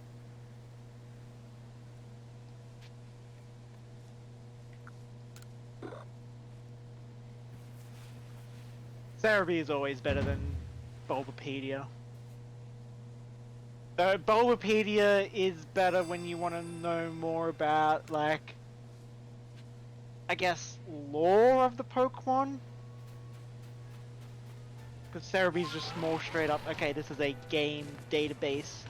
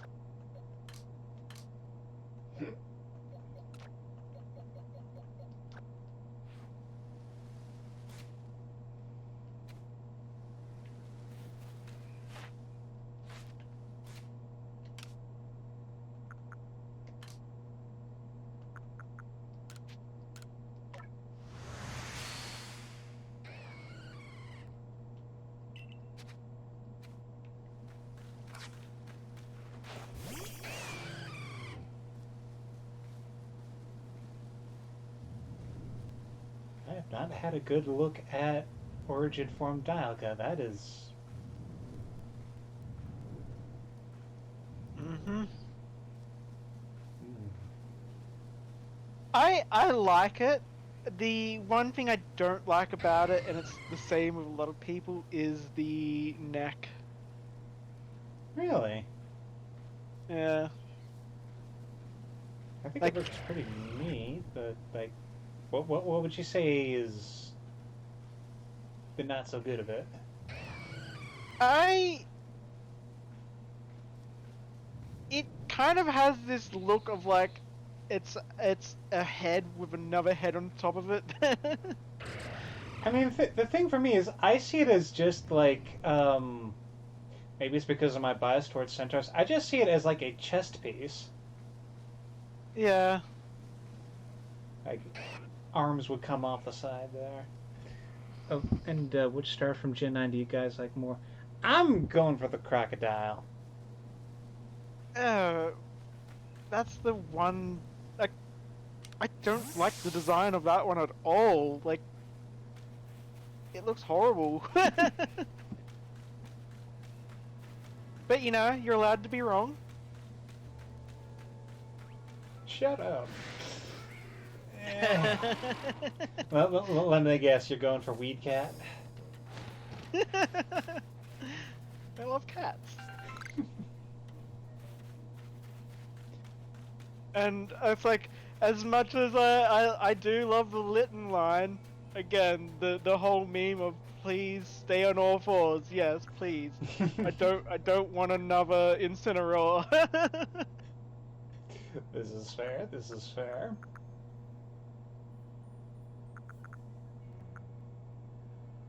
Oh. See, here's the thing. It's the one that actually looks like a Pokemon. The duck one just looks like a... Okay, it does look like a Pokemon. It looks like a ducklet with a hat or a pompadour. It's like you've already... That design already exists. The crocodile one, the fact that it doesn't even look like a crocodile, it looks like some kind of... It almost kind of has a Kirby enemy look to it. I will admit the thing that made him appeal to me is seeing him put along side by side the frickin' dragons from Bubble Bobble. Oh, no, yes, that's what I was thinking of. Holy shit. Now that you've pointed that out, I'm like, yeah, that's probably where my mind was probably trying to hook onto.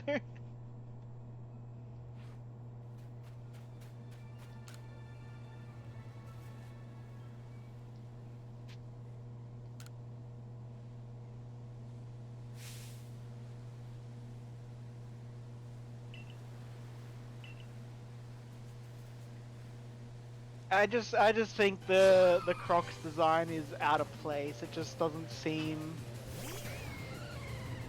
It is kind of a goofy design to me.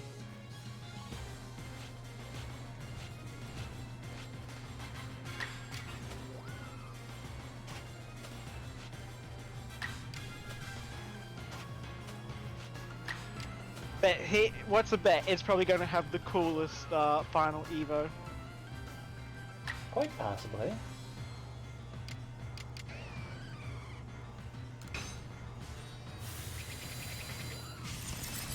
I mean, it looks there's broccoli.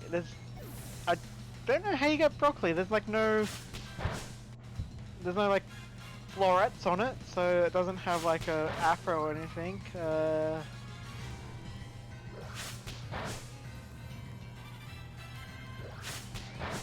So I admit, when I first saw it, I thought it was just a green, what can I say?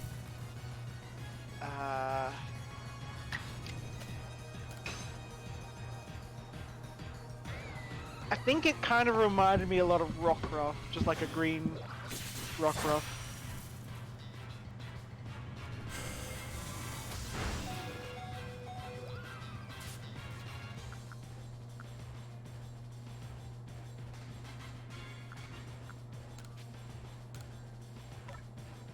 I suppose that just kind of shows, like, it's a very cute, like, almost kitten-like, or in terms of Rockruff, puppy-like design.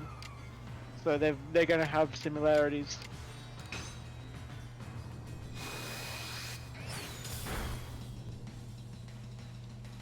Yeah, Leaf Litten, yeah. decent way to look at it.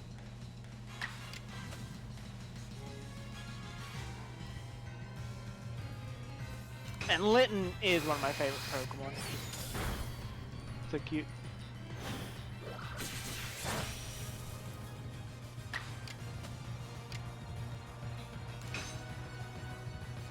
It also doesn't help that one of the big selling factors for why I love Litten so much is also the anime.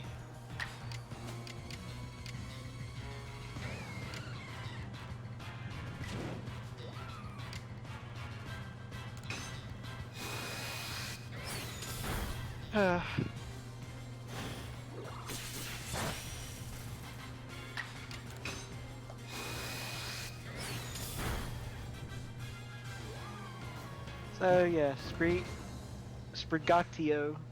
Sprigatito. Sprigatito. Sprigatito. Yeah, that's yes. That works.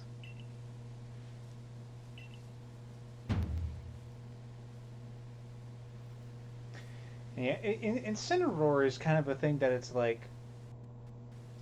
In the end, Incineroar is kind of fun in that he's the big, beefy wrestler dude. It's kind of unfortunate that he wound up being another in a long line of stereotypical fighting type starters.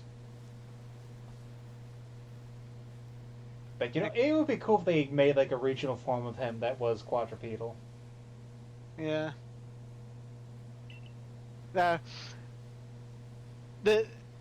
I do find it funny that there are still people out there that do think that Incineroar is firefighting. Like no, Fire Dark, because it's a heal. I mean, it's like when you have so many generations of firefighting starters. Yeah, I know.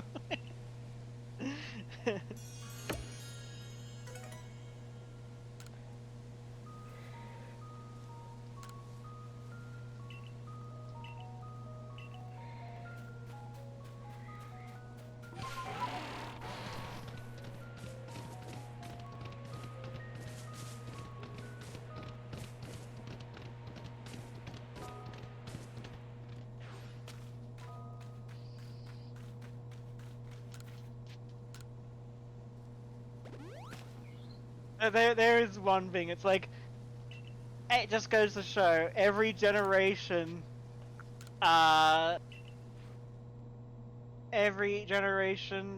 there's always starter wars. As soon as they show the 3 starters, people immediately draw their battle lines and Just engage in the PG version of who's the best waifu. yeah. And just like arguments over who's the next waifu, no one's going to care by the time the next iteration comes around.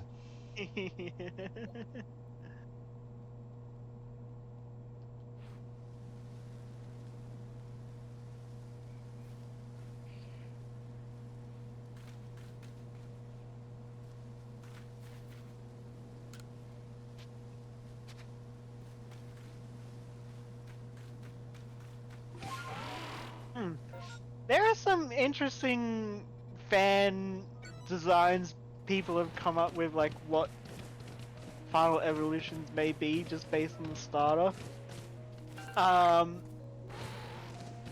One that actually kind of I like the idea of with the duck is they've taken that sort of hat, sort of pompadour look to be sort of like a almost like a sailor's hat, and have been sort of extrapolating that into what if its final form is like this water fighting pirate duck.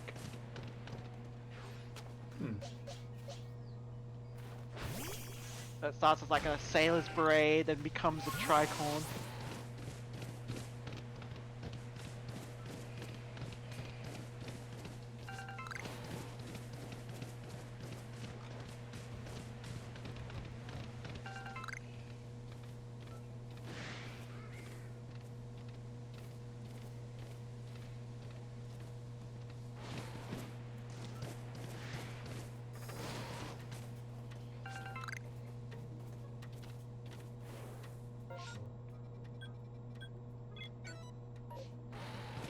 Holy shit! Like everyone seems to think that's the route it's gonna go. Is that gonna go like full on pirate hat?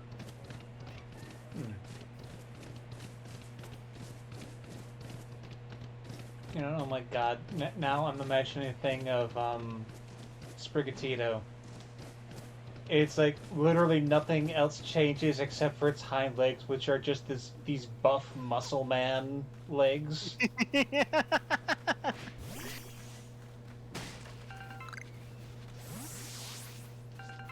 And yeah, Embor is one of my favorites. I always called my my Tepig Bacon because it's a fire pig.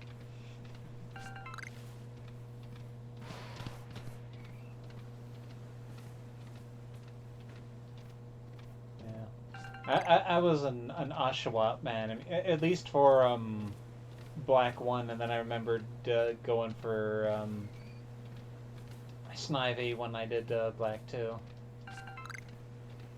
I've never liked the Snivy line. Well, you just don't have taste, sir.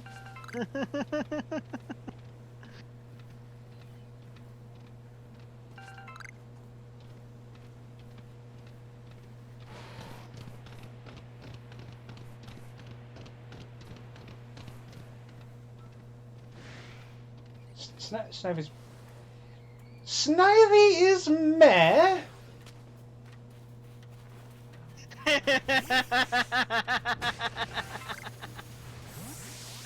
I mean, I would say he's kind of overplayed, but you offend me, sir.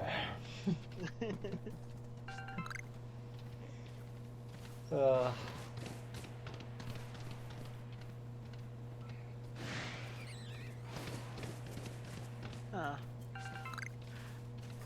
Huh. Okay, an interesting thing that has just been pointed out. yes. The idea that each of the fire starters is based on a zodiac animal. The thing closest to a crocodile in the zodiac is a snake. Because like dragon is already filled by, well, Charizard. I would say that's a reach. There is no way Fuecoco is a snake.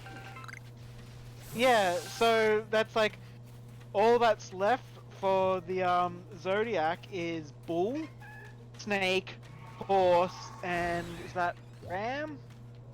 Sheep? Goat. Goat, yeah. Which is funny because we technically already have a fire horse of some kind. It's not a starter, but yeah. And here's the thing. You say that, oh, he's not a snake. Remember, Snivy's not a snake. Until it evolves. I guess.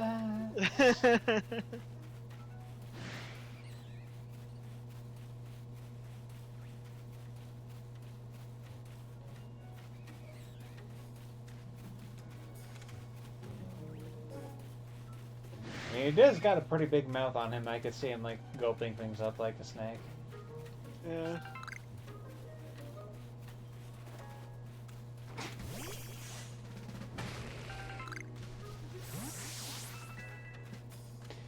Yeah, no, but this is about fire starters. Yeah. I could say that, okay, or... And let's keep this in mind.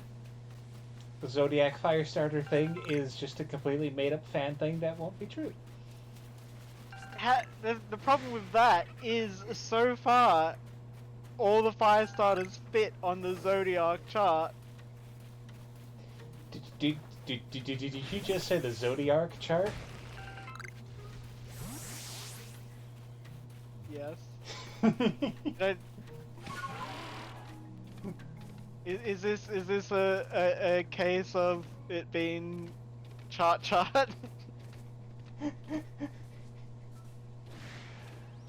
Oh.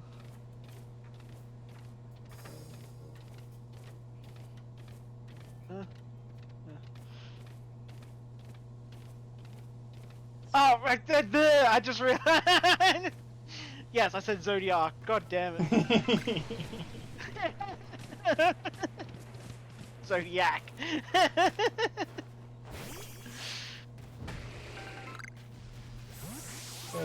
We're not talking about a big bad.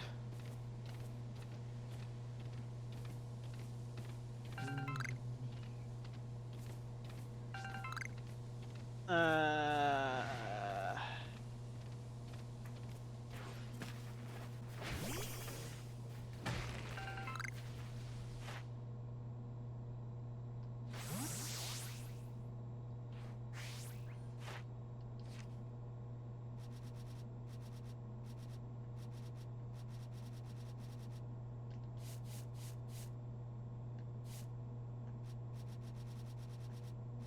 But now that I think about it, a fire sheep. I want a fire sheep now. Give us fire sheep. Hmm.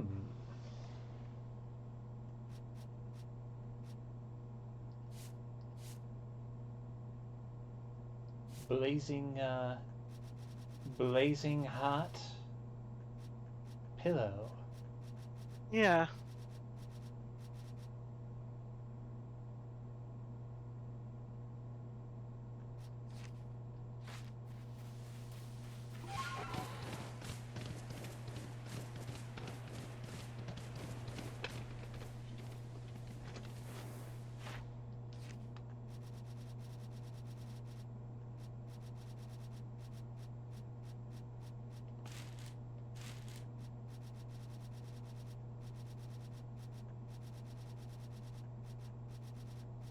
Hmm.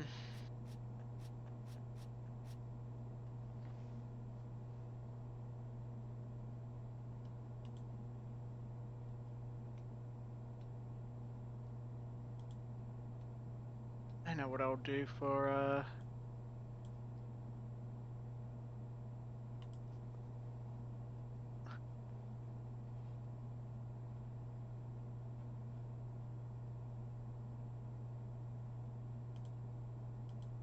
Hmm. since Pokemon, since Game Freak have been kind of delving into uh the actual like nationality when it comes to Pokemon a lot more in terms of like like in Alola there's a lot of Pokemon that are pretty much all the Pokemon are based on sort of Hawaii. Mm-hmm. Let's look up Spanish creatures, animals, mythological and otherwise, that could form a prediction.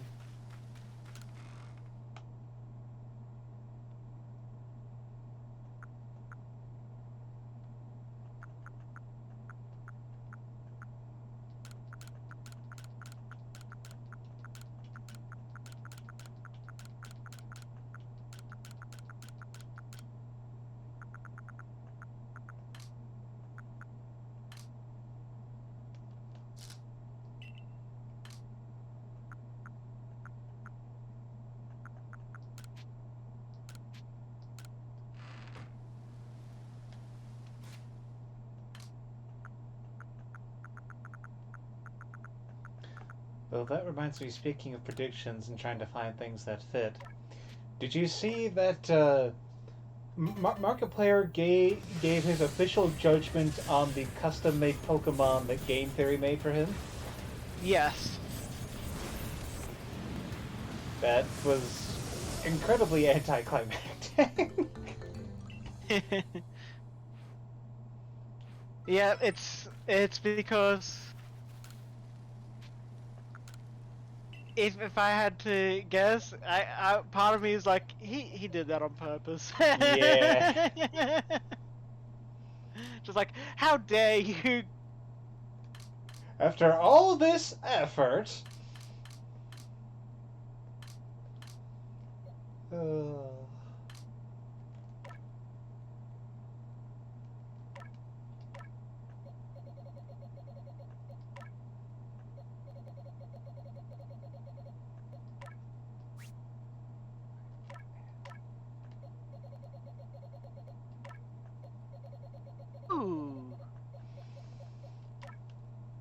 Okay.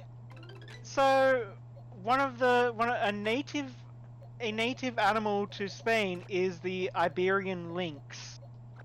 That could be the route that Sprigatito goes. That would make sense. Small cat becomes big cat. Yeah.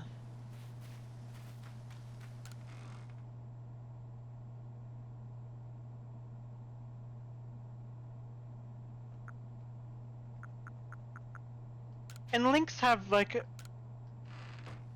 lynx are adorable. They're like they're definitely like that perfect cross between big cats like tigers while still keeping the more cuter aspects of the domestic cat. Mm-hmm.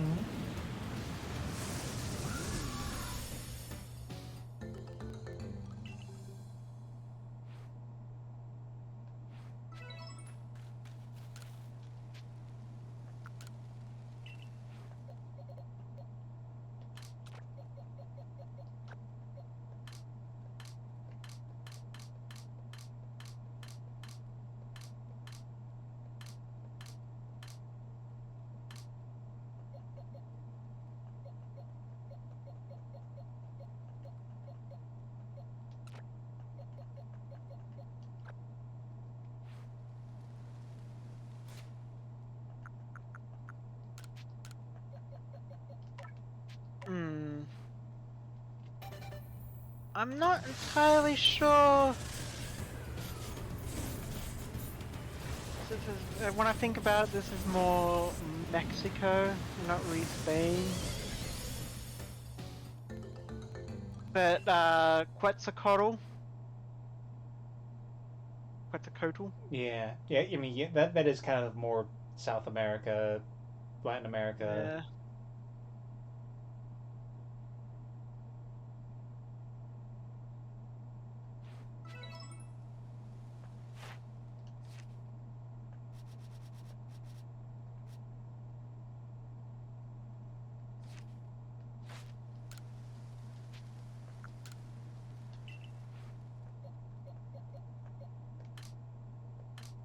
Man, there's a lot of mythology that makes up Spanish mythology.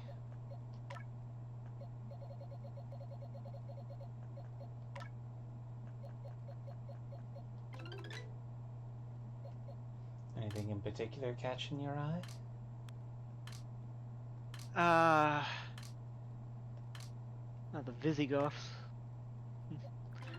Celts. So it says, yeah. They include the Galatian Galician mythology, Asturian mythology, Cantabrian mythology, Catalan mythology, and Lusitanian mythology, and Basque mythology. That's a lot of mythologies. Yeah.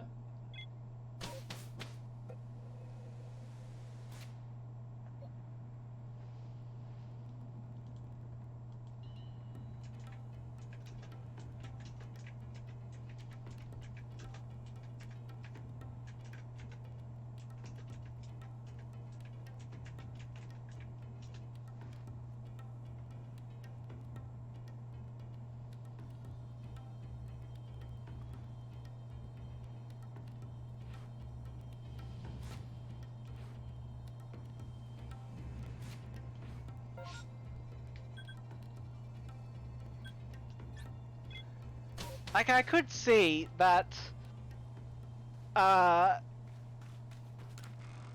going with a crocodile like design but making it sort of long body could fit the serpent aspect while still keeping the crocodile design. So that way it can tick off the, yes, this is the Zodiac. Possibly.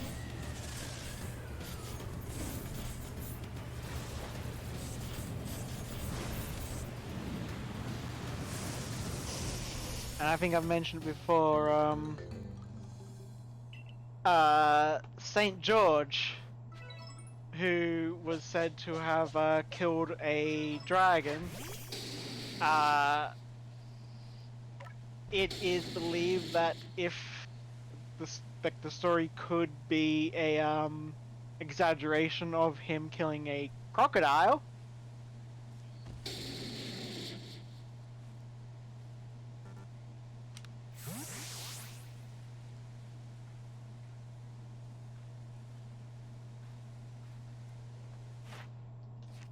Possibly.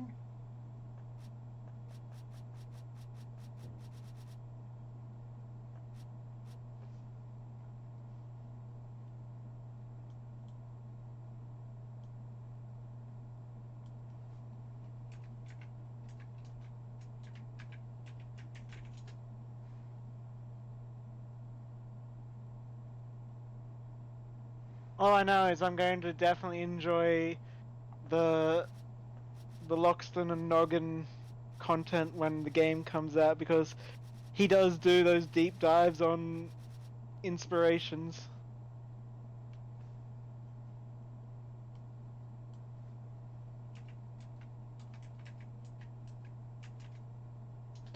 Yeah, it's...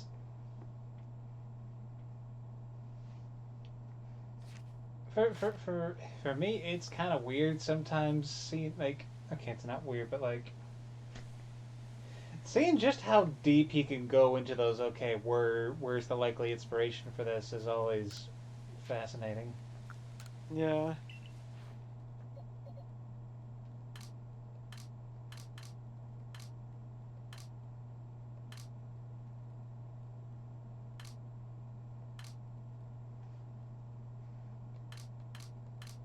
And there's like, I think it was said before, like I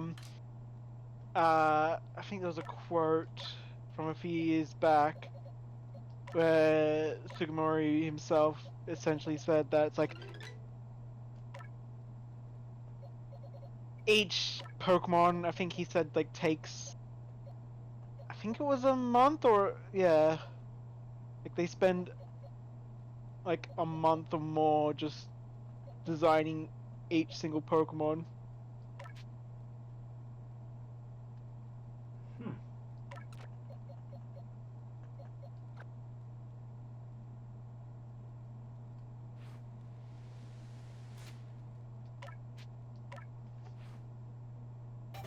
Also, yes. Big doggy. I was happy I had a Alpha Arcanine. I could Growlithe. I could evolve it to Arcanine. Biggest foof. I prefer the original design just because like the spikiness of Hisui and Arcanine is not to my liking. Just also just because of how deep the red is, but like still a good boy. Still a good boy.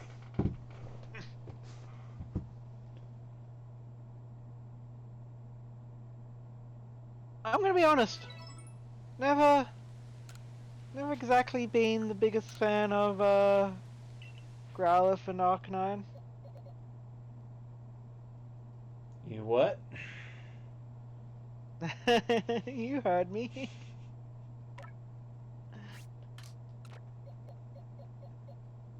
Well, you're allowed to be wrong.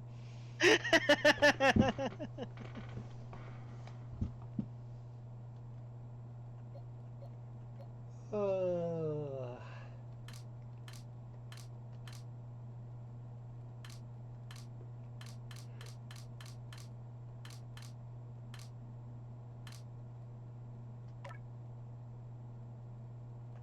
I mean, at least there's one thing we can all agree on, and that mhm. is that Round Boy is adorable. Yeah.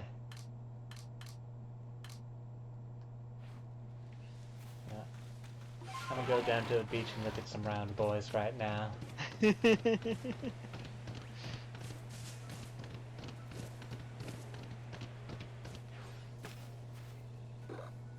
Oh. Hey there, little guy. Oh, you're gone off? Okay.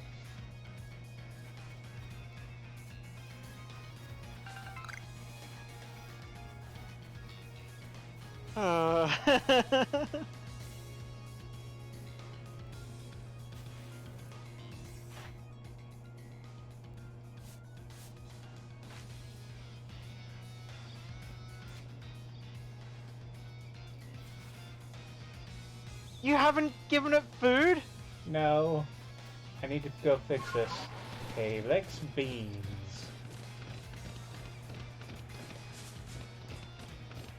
I know I probably have like a ton of pumped beans I can just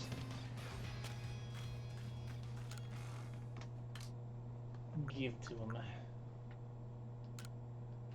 That was always my favorite frickin' Pokedex task. Just feed the Pokemon. I'm just like, yes.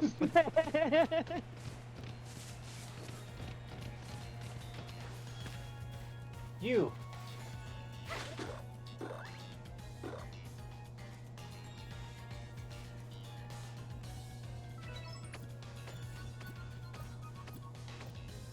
Ah.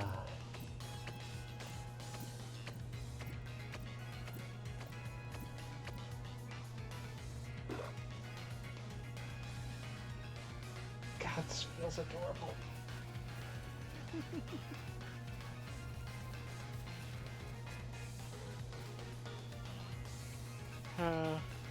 It's a shame that you just can't pat wild Pokemon. Yeah.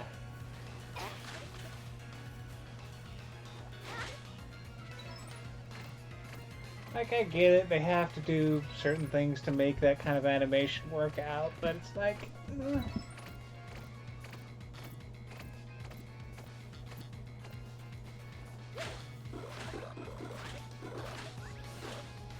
Have more of the beans, boys.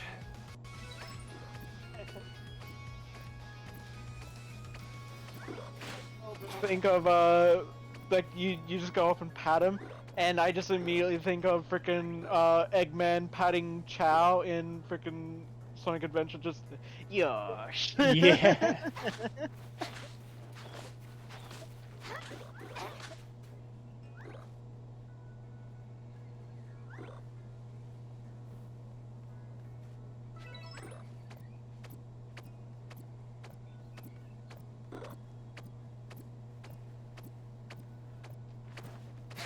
Yeah, that's another thing. I think I've probably mentioned it before, but like, come on, Sega, give us a Chow game. Just make a standalone Chow Garden. Yeah, I could see them getting away with that.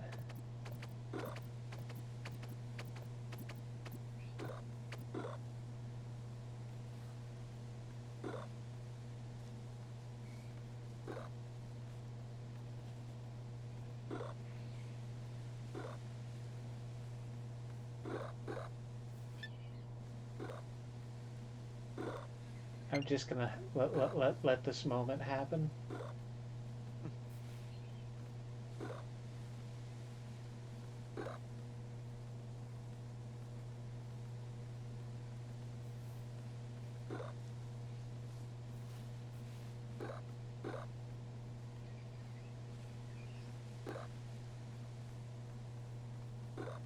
I cannot pet you, but know that you are good little round boys.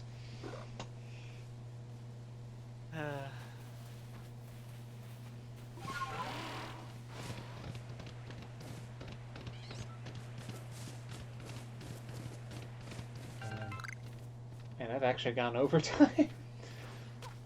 I will make this my stopping point. Fair enough. Let's see just how much I've gone up.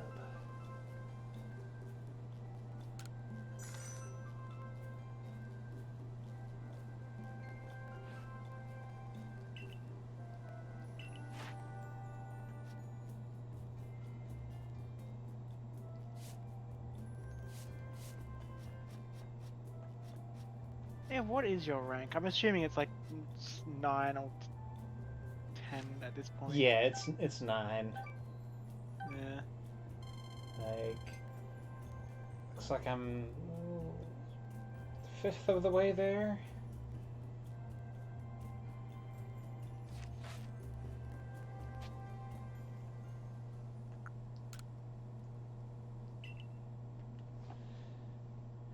Yeah, it's probably going to come down to getting a lot of catches in. I think 9 to 10 is probably more based on research tasks. Ah, that would make sense. It is kind of the more filling aspect of things. Yeah. More skilled, as it were.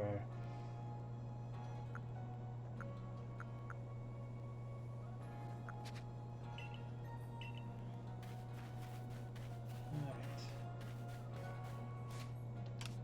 Save. Yeah.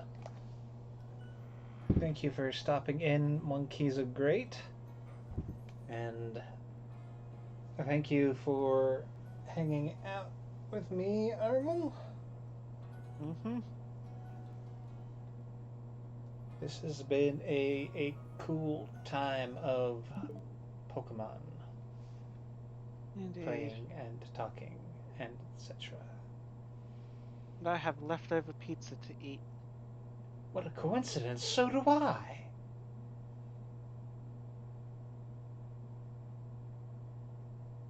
Pizza time! Yes. Indeed. Yeah. Good night. Night. I wish I had that music from Spider-Man to play to go along with the pizza time, but I don't.